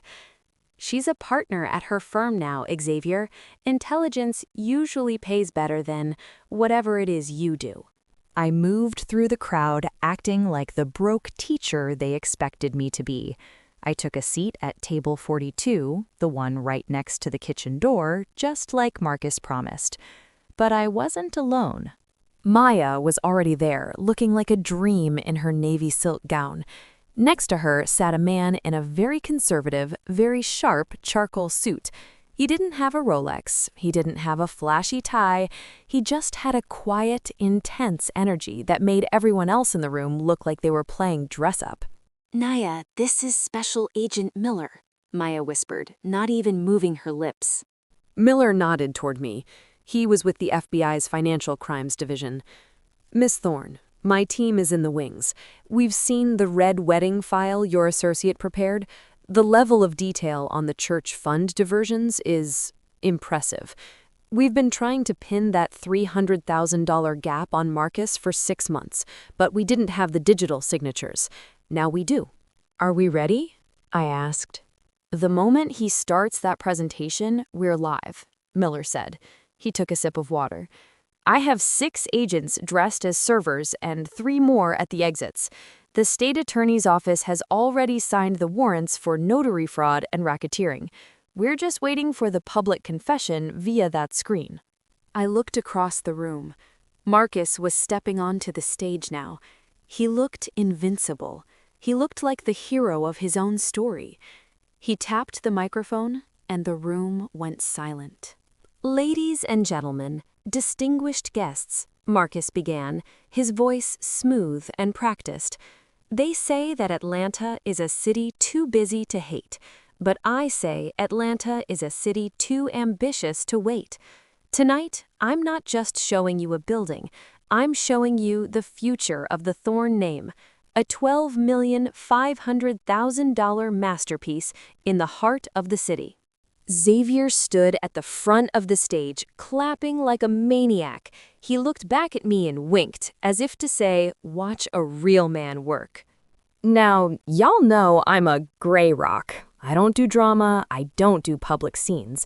But as I watched my father prepare to ask these people who worked hard for their money, church mothers who gave their last $50 to the youth fund for even more of their savings, I felt a shift. I reached into my clutch and pulled out my phone. I sent a one-word text to Dex. Execute. The lights in the atrium dimmed. The music stopped. The Thorn Legacy video on the screen flickered for a second, then went black. Marcus frowned, tapping his tablet. Just a small technical glitch, folks. Give us a moment. When you're dealing with multi-million-dollar technology, sometimes the servers need a second to catch up. "Is that right, Dad?" I whispered to myself. Suddenly, the screen didn't show the skyscraper. It showed a high-resolution scan of a document. It was the quitclaim deed for 1422 Cascade Road. And right next to it, in a split screen that was 20 feet high, was a video from my security system. The room gasped. There was Xavier and Daryl, clear as day, laughing as Daryl forged my signature on the document. You could hear Xavier saying, "Dad said she's too simple to have hidden it anywhere good." The audio echoed through the $80,000 speaker system, bouncing off the marble walls like a thunderclap. Marcus froze. He looked like he'd been struck by lightning. He turned toward the screen, his face going from businessman of the year to convicted felon in 5 seconds flat. "What is this?" someone shouted from the back. "Is that the church deed?" But the screen wasn't done. It shifted again. Now it was a spreadsheet. Maya's masterpiece. It showed a line-by-line breakdown of the $300,000 taken from the Greater Hope Youth Building Fund. It showed the money moving into an account titled Thorn Personal Assets. And then it showed the receipts. $5,000 for a velvet jacket, $12,000 for a mahogany desk, $50,000 for a down payment on a Ferrari lease. The bishop stood up from the front table. His face was a mask of righteous fury. "Marcus, is this true? Did you use the children's HBCU scholarship money to pay for your tuxedo?" Marcus tried to speak, but no sound came out. He looked down at the mayor, who was already standing up to leave, her face tight with disgust. Xavier tried to run for the side exit, but 2 servers in white jackets stepped in his way. They didn't have trays. They had handcuffs. I stood up from table 42. I took off my beige trench coat and let it fall to the floor. The room went even quieter, if that was even possible. I was standing there in my $22,000 midnight black gown, the diamonds in my ears catching every bit of light in the museum. I looked like the mogul I actually was. I walked slowly toward the stage, my heels clicking on the tile like a countdown clock. Marcus looked at me, his eyes wide and wild. "Nia, what did you do? Why are you wearing that? Where did you get that dress?" I walked up the steps and took the microphone from his trembling hand. "My name is Nia Thorn," I said, my voice echoing through the atrium. "I am 32 years old, and tonight, the disgrace finally comes to an end." I looked at the bishop, then at the FBI agents moving in from the wings. "Dad, you always told me I didn't understand high-level finance, but you forgot one small thing." I reached into my clutch and pulled out the piece of paper I'd been carrying all week. The math always has to math, eventually. He thought he was the king, but he was about to find out that the gray rock he'd been stepping on was actually the cornerstone of his prison cell. Now, y'all, there is a specific kind of silence that happens when a room full of people realizes they've been cheering for a thief. It isn't quiet, it's heavy. It's the kind of silence that makes your ears ring. I stood on that stage at the High Museum, the weight of the microphone in my hand feeling like a scepter. I wasn't the disgraceful teacher anymore. I was the woman holding the bill. Marcus was standing 2 feet away from me, and honey, he looked like he was vibrating. The sweat was pouring off his forehead, ruining the collar of his $6,000 Tom Ford tuxedo. He looked at me, then at the screen, then back at the crowd of Atlanta's elite. He was trying to find a lie big enough to cover a 10-gigabyte download of truth, but his mouth just kept opening and closing like a fish out of water. Naya, what is this nonsense? Marcus finally stammered, his voice cracking through the $80,000 sound system. He tried to grab the mic back, but I stepped aside with the grace I'd learned walking the halls of my HBCU. This is a hack. A deep fake. My daughter she's mentally unstable, y'all. She's jealous of the $12,500,000 empire I've built. I didn't argue. I didn't scream. I just pointed at the screen behind us. Now, y'all, I want you to look at the math, I said, my voice smooth and conversational, like we were just sitting at Big Mama's table after Sunday dinner. Because the math is the only thing in this room that isn't lying. The screen shifted. Dex had timed this perfectly. On the left was the ledger for the Greater Hope Youth Building Fund. It showed a balance of $312,452.10 as of last year. On the right was Marcus's personal life and style account. A bright red arrow traced a wire transfer of $300,000, moving from the kids' scholarship fund directly into Marcus's account. The timestamp was the exact same day Xavier bought that $215,000 Porsche 911 Turbo S. That was a loan, Xavier shouted from the edge of the stage. He looked like he wanted to jump me, but the FBI agents in their server disguises were closing in. His $1,000 Louis Vuitton belt looked like it was choking him. Dad was just moving money around to secure the bridge loan. It's called leveraging assets, Naya. Not that a broke teacher would know anything about that. Leveraging assets? I asked, tilting my head. Is that what you call forging a deed to a house you don't own? The screen flickered again. The video of Daryl and Xavier in Big Mama's living room started playing on a loop. The resolution was so clear you could see the dirt under Daryl's fingernails as he traced my name onto that quitclaim deed. You could hear Xavier's voice, loud and arrogant, saying, "Just do it. Naya's too busy grading papers to notice the house is gone." The bishop from Greater Hope stood up. He was a tall man with a voice that could shake the pews, and right now he looked like he was ready to call down fire. "Marcus Thorne," the bishop thundered, "you stood in my office and asked for that $300,000 to invest in our community's future. You told me it was for a new tech wing for the Spellman and Morehouse interns. You used Big Mama's name to guarantee the return." I was going to pay it back, Bishop, Marcus cried out, his hands shaking so hard he dropped his glass of $500 cognac. The crystal shattered on the stage, the amber liquid soaking into his $1,200 Christian Louboutin dress shoes. The bridge loan was supposed to clear. I'm the businessman of the year. I'm a mogul. "You're a fraud," I said, stepping closer to him. I let the light catch the diamonds in my $8,500 earrings. You didn't build an empire, Dad. You built a Ponzi scheme made of velvet and borrowed time. You spent the children's future on this gala. You spent it on that $120,000 Patek Philippe on your wrist. You even spent it on the $2,000 you tried to sell me to not embarrass you tonight." The crowd was in an uproar now.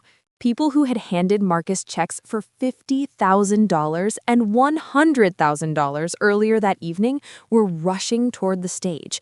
The fake rich facade wasn't just cracking, it was exploding. Marcus looked out at the sea of angry faces. The mayor, the developers, the church mothers who had trusted him with their life savings. He realized then that there was no flying monkey coming to save him.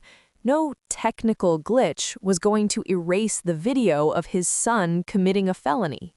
"Naya, please," Marcus whispered, leaning toward me, his face a mask of oily desperation. "Think about the family name. Think about what this does to the Thorne legacy. I can fix this. I'll give you the Cascade House. I'll give you whatever you want. Just tell them it was a mistake. Tell them you authorized the signature." "The family name?" I asked, looking him dead in the eye. "You mean the name you tried to erase? The name you said was a disgrace because it was attached to a teacher? No, Dad, I'm not saving the Thorne legacy. I'm reclaiming it." I looked over at Maya, who was standing at table 42 with a glass of champagne in one hand and her phone in the other. She gave me a sharp nod. The red wedding was officially in its final phase. "Now, y'all won't believe what happened next," I said to the crowd. Because while my father was busy pretending to be a billionaire, he forgot to check the fine print on his own empire. The screen changed one last time. It showed the bank's internal memo for the $750,000 bridge loan. Status: revoked. Reason: suspected fraudulent collateral. "The bank pulled the plug 4 hours ago, Marcus," I said, my voice echoing like a judge's gavel. "They didn't just stop the loan. They flagged every account associated with your tax ID. You don't have a cent to your name. Even that tuxedo you're wearing hasn't been paid for. The rental shop's card was declined at 5 o'clock today." A gasp went through the room that was louder than a scream. Xavier tried to make a break for the doors, shouting something about his $250,000 Ferrari, but Agent Miller and his team were already there. The servers shed their white jackets, revealing the FBI lettering on their vests. The click-clack of the handcuffs was the most beautiful music I'd heard all night. Marcus looked at the agents walking up the stage stairs. He looked at me, his eyes filled with a hatred so pure it was almost impressive. "You ruined everything, Naya. You're nothing but a gray rock, a boring, pathetic little teacher who will never understand what it's like to be at the top." "You're right, Dad," I said, stepping back as Agent Miller reached for Marcus's arm. "I don't know what it's like to be at your top, because my foundation isn't built on other people's money. It's built on the truth." I reached into my Chanel clutch and pulled out the 32-pound premium bond paper. I didn't give it to him yet. I just let him see it. "I'll see you in the holding cell, Dad.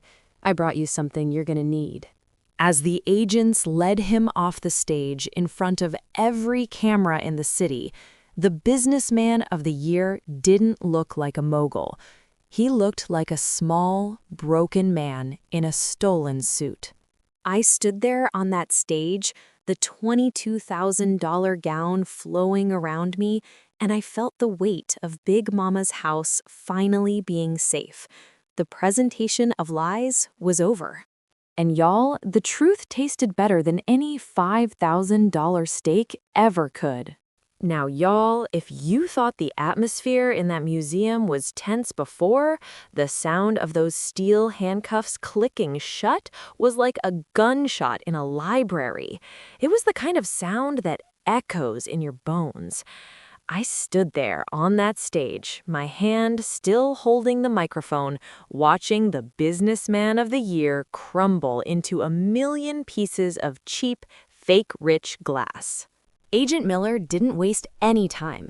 He stepped up onto the stage, his server jacket discarded on the floor, showing the gold badge clipped to his belt and the FBI lettering in bold, yellow block letters across his chest. He looked Marcus dead in the eye with a face that said he'd seen 1,000 men just like him, men who thought a high-end zip code and a few $10,000 wire transfers made them untouchable. Marcus Thorne, you are under arrest for wire fraud, racketeering, and notary fraud, Agent Miller said, his voice amplified by the museum's $80,000 sound system so that every single person in the room heard it clear as day. Marcus didn't move. He just stared at the handcuffs like they were some kind of alien technology. He looked down at his $120,000 Patek Philippe watch, then up at the screen that was still looping the video of the forgery. He was a narcissist who had finally run out of mirrors. "This is a mistake," Marcus managed to choke out, though his voice sounded like it was being squeezed through a straw. "I have friends. I have the mayor. I have the bishop. You can't do this to me in front of these people. Do you have any idea how much I've contributed to this city?" "We have a very good idea, Mr. Thorne," Miller replied, pulling Marcus's arms behind his back. "Starting with the $300,000 you contributed to your own personal bank account from the Greater Hope Youth Building Fund." The crowd in the atrium wasn't just silent anymore. They were vibrating with a righteous kind of anger. I saw the flying monkeys, those business associates who usually laughed at Marcus's jokes and patted him on the back, stepping as far away from the stage as possible. They didn't want any of that fraud dust getting on their $5,000 Brioni suits. They were enablers who had finally realized the ship was sinking, and they were looking for the nearest lifeboat. "Get your hands off him." That was Xavier's voice. I looked toward the side exit, and y'all, it was a mess. Xavier was struggling against two agents, his $4,000 Dior suit jacket torn at the shoulder and his face redder than a Georgia clay pit. He was screaming about his rights and his Ferrari, acting like the golden child who had never been told no in his entire life. "I'm getting that $250,000 car on Tuesday," Xavier yelled, his voice cracking. "My father is a mogul. You can't touch us. Nia, tell them you authorized the signature. Tell them it's a family business." I walked to the edge of the stage and looked down at my brother. He looked small. He looked like the little boy who used to break my toys just because he was bored, knowing Marcus would never punish him. "The business is closed, Xavier," I said, my voice as calm as a Sunday morning. "And the golden child is out of shine. You spent Big Mama's legacy on a lease you couldn't afford and a life you didn't earn. The math finally caught up to you." "You did this," Xavier spat, a vein in his neck throbbing so hard I thought it might pop. "You jealous, dusty librarian. You're nothing. You'll always be the disgrace of this family." I didn't even flinch. That therapy vocabulary Maya and I had been talking about, it was working. I recognized the gaslighting for exactly what it was, a desperate attempt to make me feel small so he could feel big. I just watched the agents lead him away. His $1,000 Louis Vuitton belt was the last thing I saw before the doors swung shut behind him. Back on the stage, Marcus was being led toward the steps. He stopped when he got level with me. The oily sweat was dripping off his chin, landing on the marble floor next to my $900 Jimmy Choo heels. "You think you've won, Nia?" he hissed, his eyes wild and dark. "You think you're better than me because you have a moral compass? You're going to go back to your little apartment and your little school, and you'll still be a nobody. I'm Marcus Thorne. People will remember my name long after they've forgotten yours." "They'll remember your name, Dad," I said, leaning in so only he could hear the truth. "But they'll remember it in the crime section of the paper. And as for my little apartment, I own the whole building. I bought it with the $1,200,000 royalty check I got for writing about men exactly like you." The look on his face was worth every cent I'd spent on this plan. It was the look of a man who realized the scapegoat had been the one holding the shepherd's crook all along. His jaw literally dropped, and for the first time in my life, he had nothing to say. Agent Miller nudged him forward. "Let's go, Mr. Thorne. We have a lot of paperwork to go through, and I don't think you're going to like the financial porn in our evidence locker." I watched them lead him through the crowd. It was a walk of shame for the ages. The church mothers didn't look away. They stood there in their Sunday best, their faces set in stone, watching the man who had stolen the scholarship money for their grandchildren being treated like a common thief. The bishop didn't step forward to help him. He just shook his head and whispered something to the woman next to him. The unmasking was complete. The fake rich royalty of Buckhead had been dethroned in the most public way possible. I looked over at Maya. She was holding up her glass of Veuve Clicquot, a small, triumphant smile on her face. She'd done it. We'd done it. The Spellman sisterhood had held the line, and the math had finally mathed in our favor. I felt a sudden, overwhelming sense of peace. For years, I had carried the weight of being the disgrace. I had let their words define me, hiding my success and my power just so I wouldn't trigger their fragile egos. But standing there in a $22,000 gown, watching the police lights flicker against the museum's glass walls, I knew that version of Nia was gone. I checked my phone. I had a message from Dex. "The Red Wedding Loop is now streaming to the local news affiliates. Every station in Atlanta is leading with the gala arrest. The Thorne legacy is officially trending for all the wrong reasons. Congrats, boss." I took a deep breath of the cool, expansive air. I looked at the broken crystal on the stage, the amber cognac staining the white marble. It was a mess, but it was a mess that needed to be made. I walked off the stage, heading toward the kitchen door, where table 42 was. I didn't need to stay for the rest of the gala. I didn't need the applause or the apologies from the people who had looked down on me all night. I had what I came for. But as I reached the door, I felt someone grab my arm. I turned around, expecting another flying monkey or a confused guest. Instead, it was the bishop. "Nia," he said, his voice soft but heavy with authority. "I want to apologize. We should have listened to you a long time ago. What happens now to the house? What happens to Big Mama's legacy?" I looked him in the eye and smiled. "Don't you worry about the house, Bishop. I've already got the keys, and I think it's time for a real Sunday dinner." I walked out of the museum, the cool night air hitting my face like a blessing.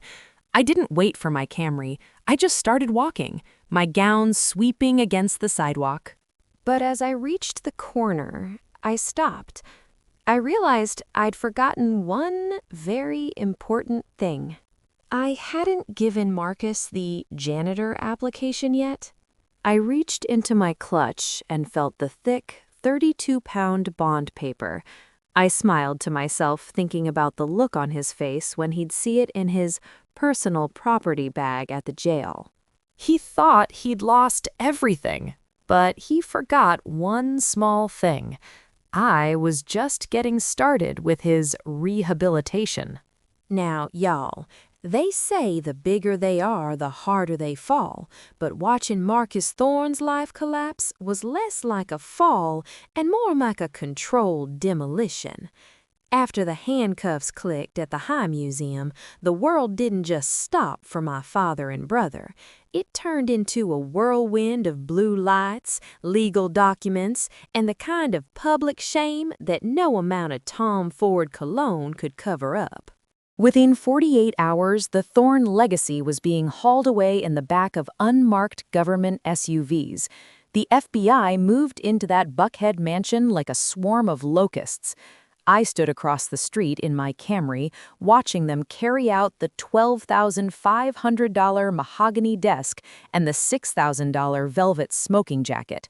They even took the $10,000 modern art off the walls, bagging it up as evidence of assets purchased with stolen funds. The math was finally catching up to the lifestyle. The mansion was revealed to be a corporate lease that was $32,000 behind in payments. That $250,000 Ferrari Xavier had been bragging about, the dealership had already canceled the order and kept the $20,000 deposit because the wire transfer came from a flagged account. The news was a mess, honey. Every station in Atlanta was running the gala takedown on a loop. They showed Marcus's face, oily, sweaty, and terrified next to the headline, "Local Mogul Accused of Stealing $300,000 from Church Youth." The flying monkeys who used to beg for an invitation to his Sunday dinners were suddenly nowhere to be found. They were busy deleting his number from their phones and praying the FBI didn't look too closely at their own investments. 3 weeks later, I was sitting in a cold, fluorescent-lit room at the Federal Holding Facility. I wasn't wearing my $22,000 gown today. I was back in a gray rock uniform, a sharp, professional Navy suit that cost $1,200, paired with a $5,000 Hermes wool coat that I'd bought myself as a congratulations for being a bestseller. I looked like a woman who didn't need anyone's pity check. The heavy door creaked open, and Marcus was let in. Now, y'all, if you'd seen him, you wouldn't have recognized the man who was swilling $500 cognac a month ago. He was wearing a drab orange jumpsuit that was 2 sizes too big. His hair, which he usually spent $150 a week to have groomed in Buckhead, was a patchy salt and pepper mess. There was no Rolex Submariner on his wrist. There was no Patek Philippe. Just a plastic ID band and the look of a man who had finally realized he was the one at the bottom of the pile. "Nia," he croaked, sitting down on the other side of the plexiglass. He didn't look like a king anymore. He looked like a fake rich ghost. "You have to help me. The lawyers are asking for a $100,000 retainer just to start the defense. They're saying the feds have bulletproof evidence on the church funds and the forgery. You have the money, Nia. I know you do. You're my daughter. You can't let them do this to me." I didn't say a word. I just sat there, my hands folded on top of my $2,000 Chanel clutch. I was the rock. Unmovable, unshakable. "The plea deal is on the table, Dad," I said, my voice as level as a horizon line. "The state attorney is offering you 12 years in a federal penitentiary if you plead guilty to all counts. Xavier is looking at 5 years as your accomplice. If you go to trial and lose, you're looking at 25 years. At your age, that's a life sentence." 12 years? Marcus slammed his hand against the glass, but the sound was hollow. "I'll be nearly 70 when I get out. I'll have nothing. Everything I built, the Thorne legacy, it'll be gone." "You didn't build anything, Dad," I said. "You stole a legacy that didn't belong to you. You stole from the widows at Greater Hope. You stole from the kids who were counting on those HBCU scholarships, and you tried to steal Big Mama's house from the only people who actually loved her." "I was doing it for the family," he shouted, the narcissist in him still fighting for air. "I was trying to make us the main event. I was trying to make sure nobody ever looked down on a Thorne again." People weren't looking down on the Thorns because we were regular, Dad. They were looking down on us because you were a lie. You called me a disgrace because I was a teacher making $55,000 a year. But you know what? Those breadcrumbs were honest. My 50-cent pencil was worth more than your $120,000 watch because mine was actually mine. He started to cry then, that ugly, manipulative sobbing that narcissists use when they realize the gaslighting isn't working anymore. He begged, he pleaded, he talked about family values and blood being thicker than water. I just waited for him to finish. When he finally wiped his eyes with the sleeve of his jumpsuit, I reached into my bag. I pulled out the 32-pound premium bond paper. I slid it through the document slot at the bottom of the glass. "What is this?" Marcus asked, picking it up with trembling fingers. "Is this the bail money? Did you clear a line of credit?" "No, Dad," I said. "It's an opportunity." He looked at the paper. His eyes widened as he read the bold letters at the top. Atlanta Public Schools, Maintenance and Custodial Services Application. You're mocking me," he whispered, his face turning a dark, bruised purple. "You're giving me a janitor's application?" "I'm giving you a job, Dad.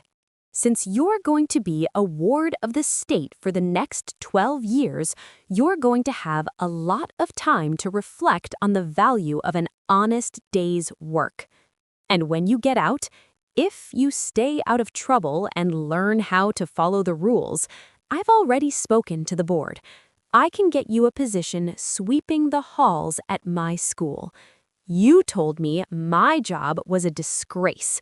I think it's time you learned how much effort it takes to keep a foundation clean." "I'll never do it," he hissed, crumpling the paper in his fist. "I'm Marcus Thorne. I don't sweep floors." "Then you'll have plenty of time to sweep your cell," I said. I stood up, smoothing out my $5,000 coat. "Oh, and just so you know, I've officially moved the Cascade House into a permanent trust. Big Mama's house is never going to be leveled. In fact, I'm hosting the first New Legacy Sunday dinner there this weekend. All the church mothers from Greater Hope are coming, and the $300,000 you stole, I've already paid it back to the youth fund in full plus interest." "You paid it?" he asked, stunned. "Where did you get that kind of money?" "I told you, Dad, intelligence and money. I just happen to have both. And unlike you, I don't have to lie to keep them." I walked toward the door, not looking back. "Nia, wait!" Marcus screamed, his voice echoing off the concrete walls. "You can't leave me like this. You're my daughter. You owe me." I stopped at the door and looked back one last time. "I don't owe you anything, Marcus. I paid my debt the day I realized your opinion didn't matter. But don't worry, I'll send Xavier a pity check for $500 once a month for his commissary. I'd hate for him to have to eat the cheap house red in prison." The door clicked shut, and for the first time in 32 years, I felt like I could finally breathe. Now, y'all, the fall of a house of cards is a messy thing, but when the dust settles, you realize that the ground underneath was always solid. I walked out of that jail and into the bright Atlanta sun, headed toward my new estate in Tuxedo Park, the one I bought for $4,200,000 with my own name on the deed. The disgrace was over, and the real Thorne legacy, it was just getting started. Now, y'all, if there's one thing I've learned in this journey, it's that the truth doesn't need a $6,000 tuxedo to be heard. It just needs a solid foundation and a woman who isn't afraid to stand her ground. It was Sunday afternoon, and the sun was hitting the porch of Big Mama's house in Cascade Heights just right. I wasn't sitting in a cold visitation room anymore. I was exactly where I belonged. The house didn't look dusty or disgraceful like Marcus said it would. I'd spent $65,000 on a structural restoration that kept every bit of Big Mama's soul, but added the kind of security and luxury that lasts. The kitchen was buzzing. I'd invited the church mothers from Greater Hope, the same women Marcus tried to swindle. We had a spread that would make a 5-star chef weep. There was fried chicken, slow-cooked collard greens with the smoked turkey, and a 3-tiered lemon pound cake that Auntie Faye used to make before she got sick. The smell of home was so thick, it felt like a hug. "Naya, honey," Mother Beatrice said, smoothing out her Sunday dress. She'd finally gotten her $15,000 investment back, thanks to the legal team I hired. "You did a good thing here. Big Mama is smiling down on this table." "I'm just keeping the porch light on, Mother Beatrice," I said, pouring her a glass of sweet tea. Maya was there too, looking radiant in a $2,400 Brunello Cucinelli linen set. She leaned against my new $12,000 Wolf range and clinked her glass against mine. "To the broke teacher," Maya whispered, her eyes dancing, "and to the $4,200,000 estate waiting for you in Tuxedo Park. When are you officially moving in?" "The keys are in my bag, but my heart is right here," I said. "The new house is for the business of N.R. Knight. This house? This is for the soul of Naya Thorne." Y'all, I thought about Marcus and Xavier then. They were currently sitting down to a dinner of mystery meat and stale bread.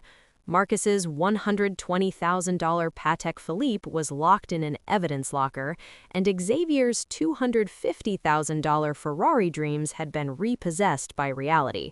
They'd spent their whole lives trying to build a main event out of paper-thin lies. I'd heard from the lawyer that Marcus still has that janitor's application I gave him. He hasn't filled it out yet, but he keeps it tucked under his thin mattress. Maybe one day, when he's done sweeping his 8x10 cell for the next 12 years, he'll realize that the disgrace wasn't the work. It was the man he became to avoid it. As for me, I'm still going to school on Monday. I'm still going to grade those papers with my red pen. Because while I might have $3 million in the bank and a film deal that's about to change my tax bracket, I never forgot the value of a 50-cent pencil. I walked out onto the porch and looked at my Toyota Camry parked in the driveway.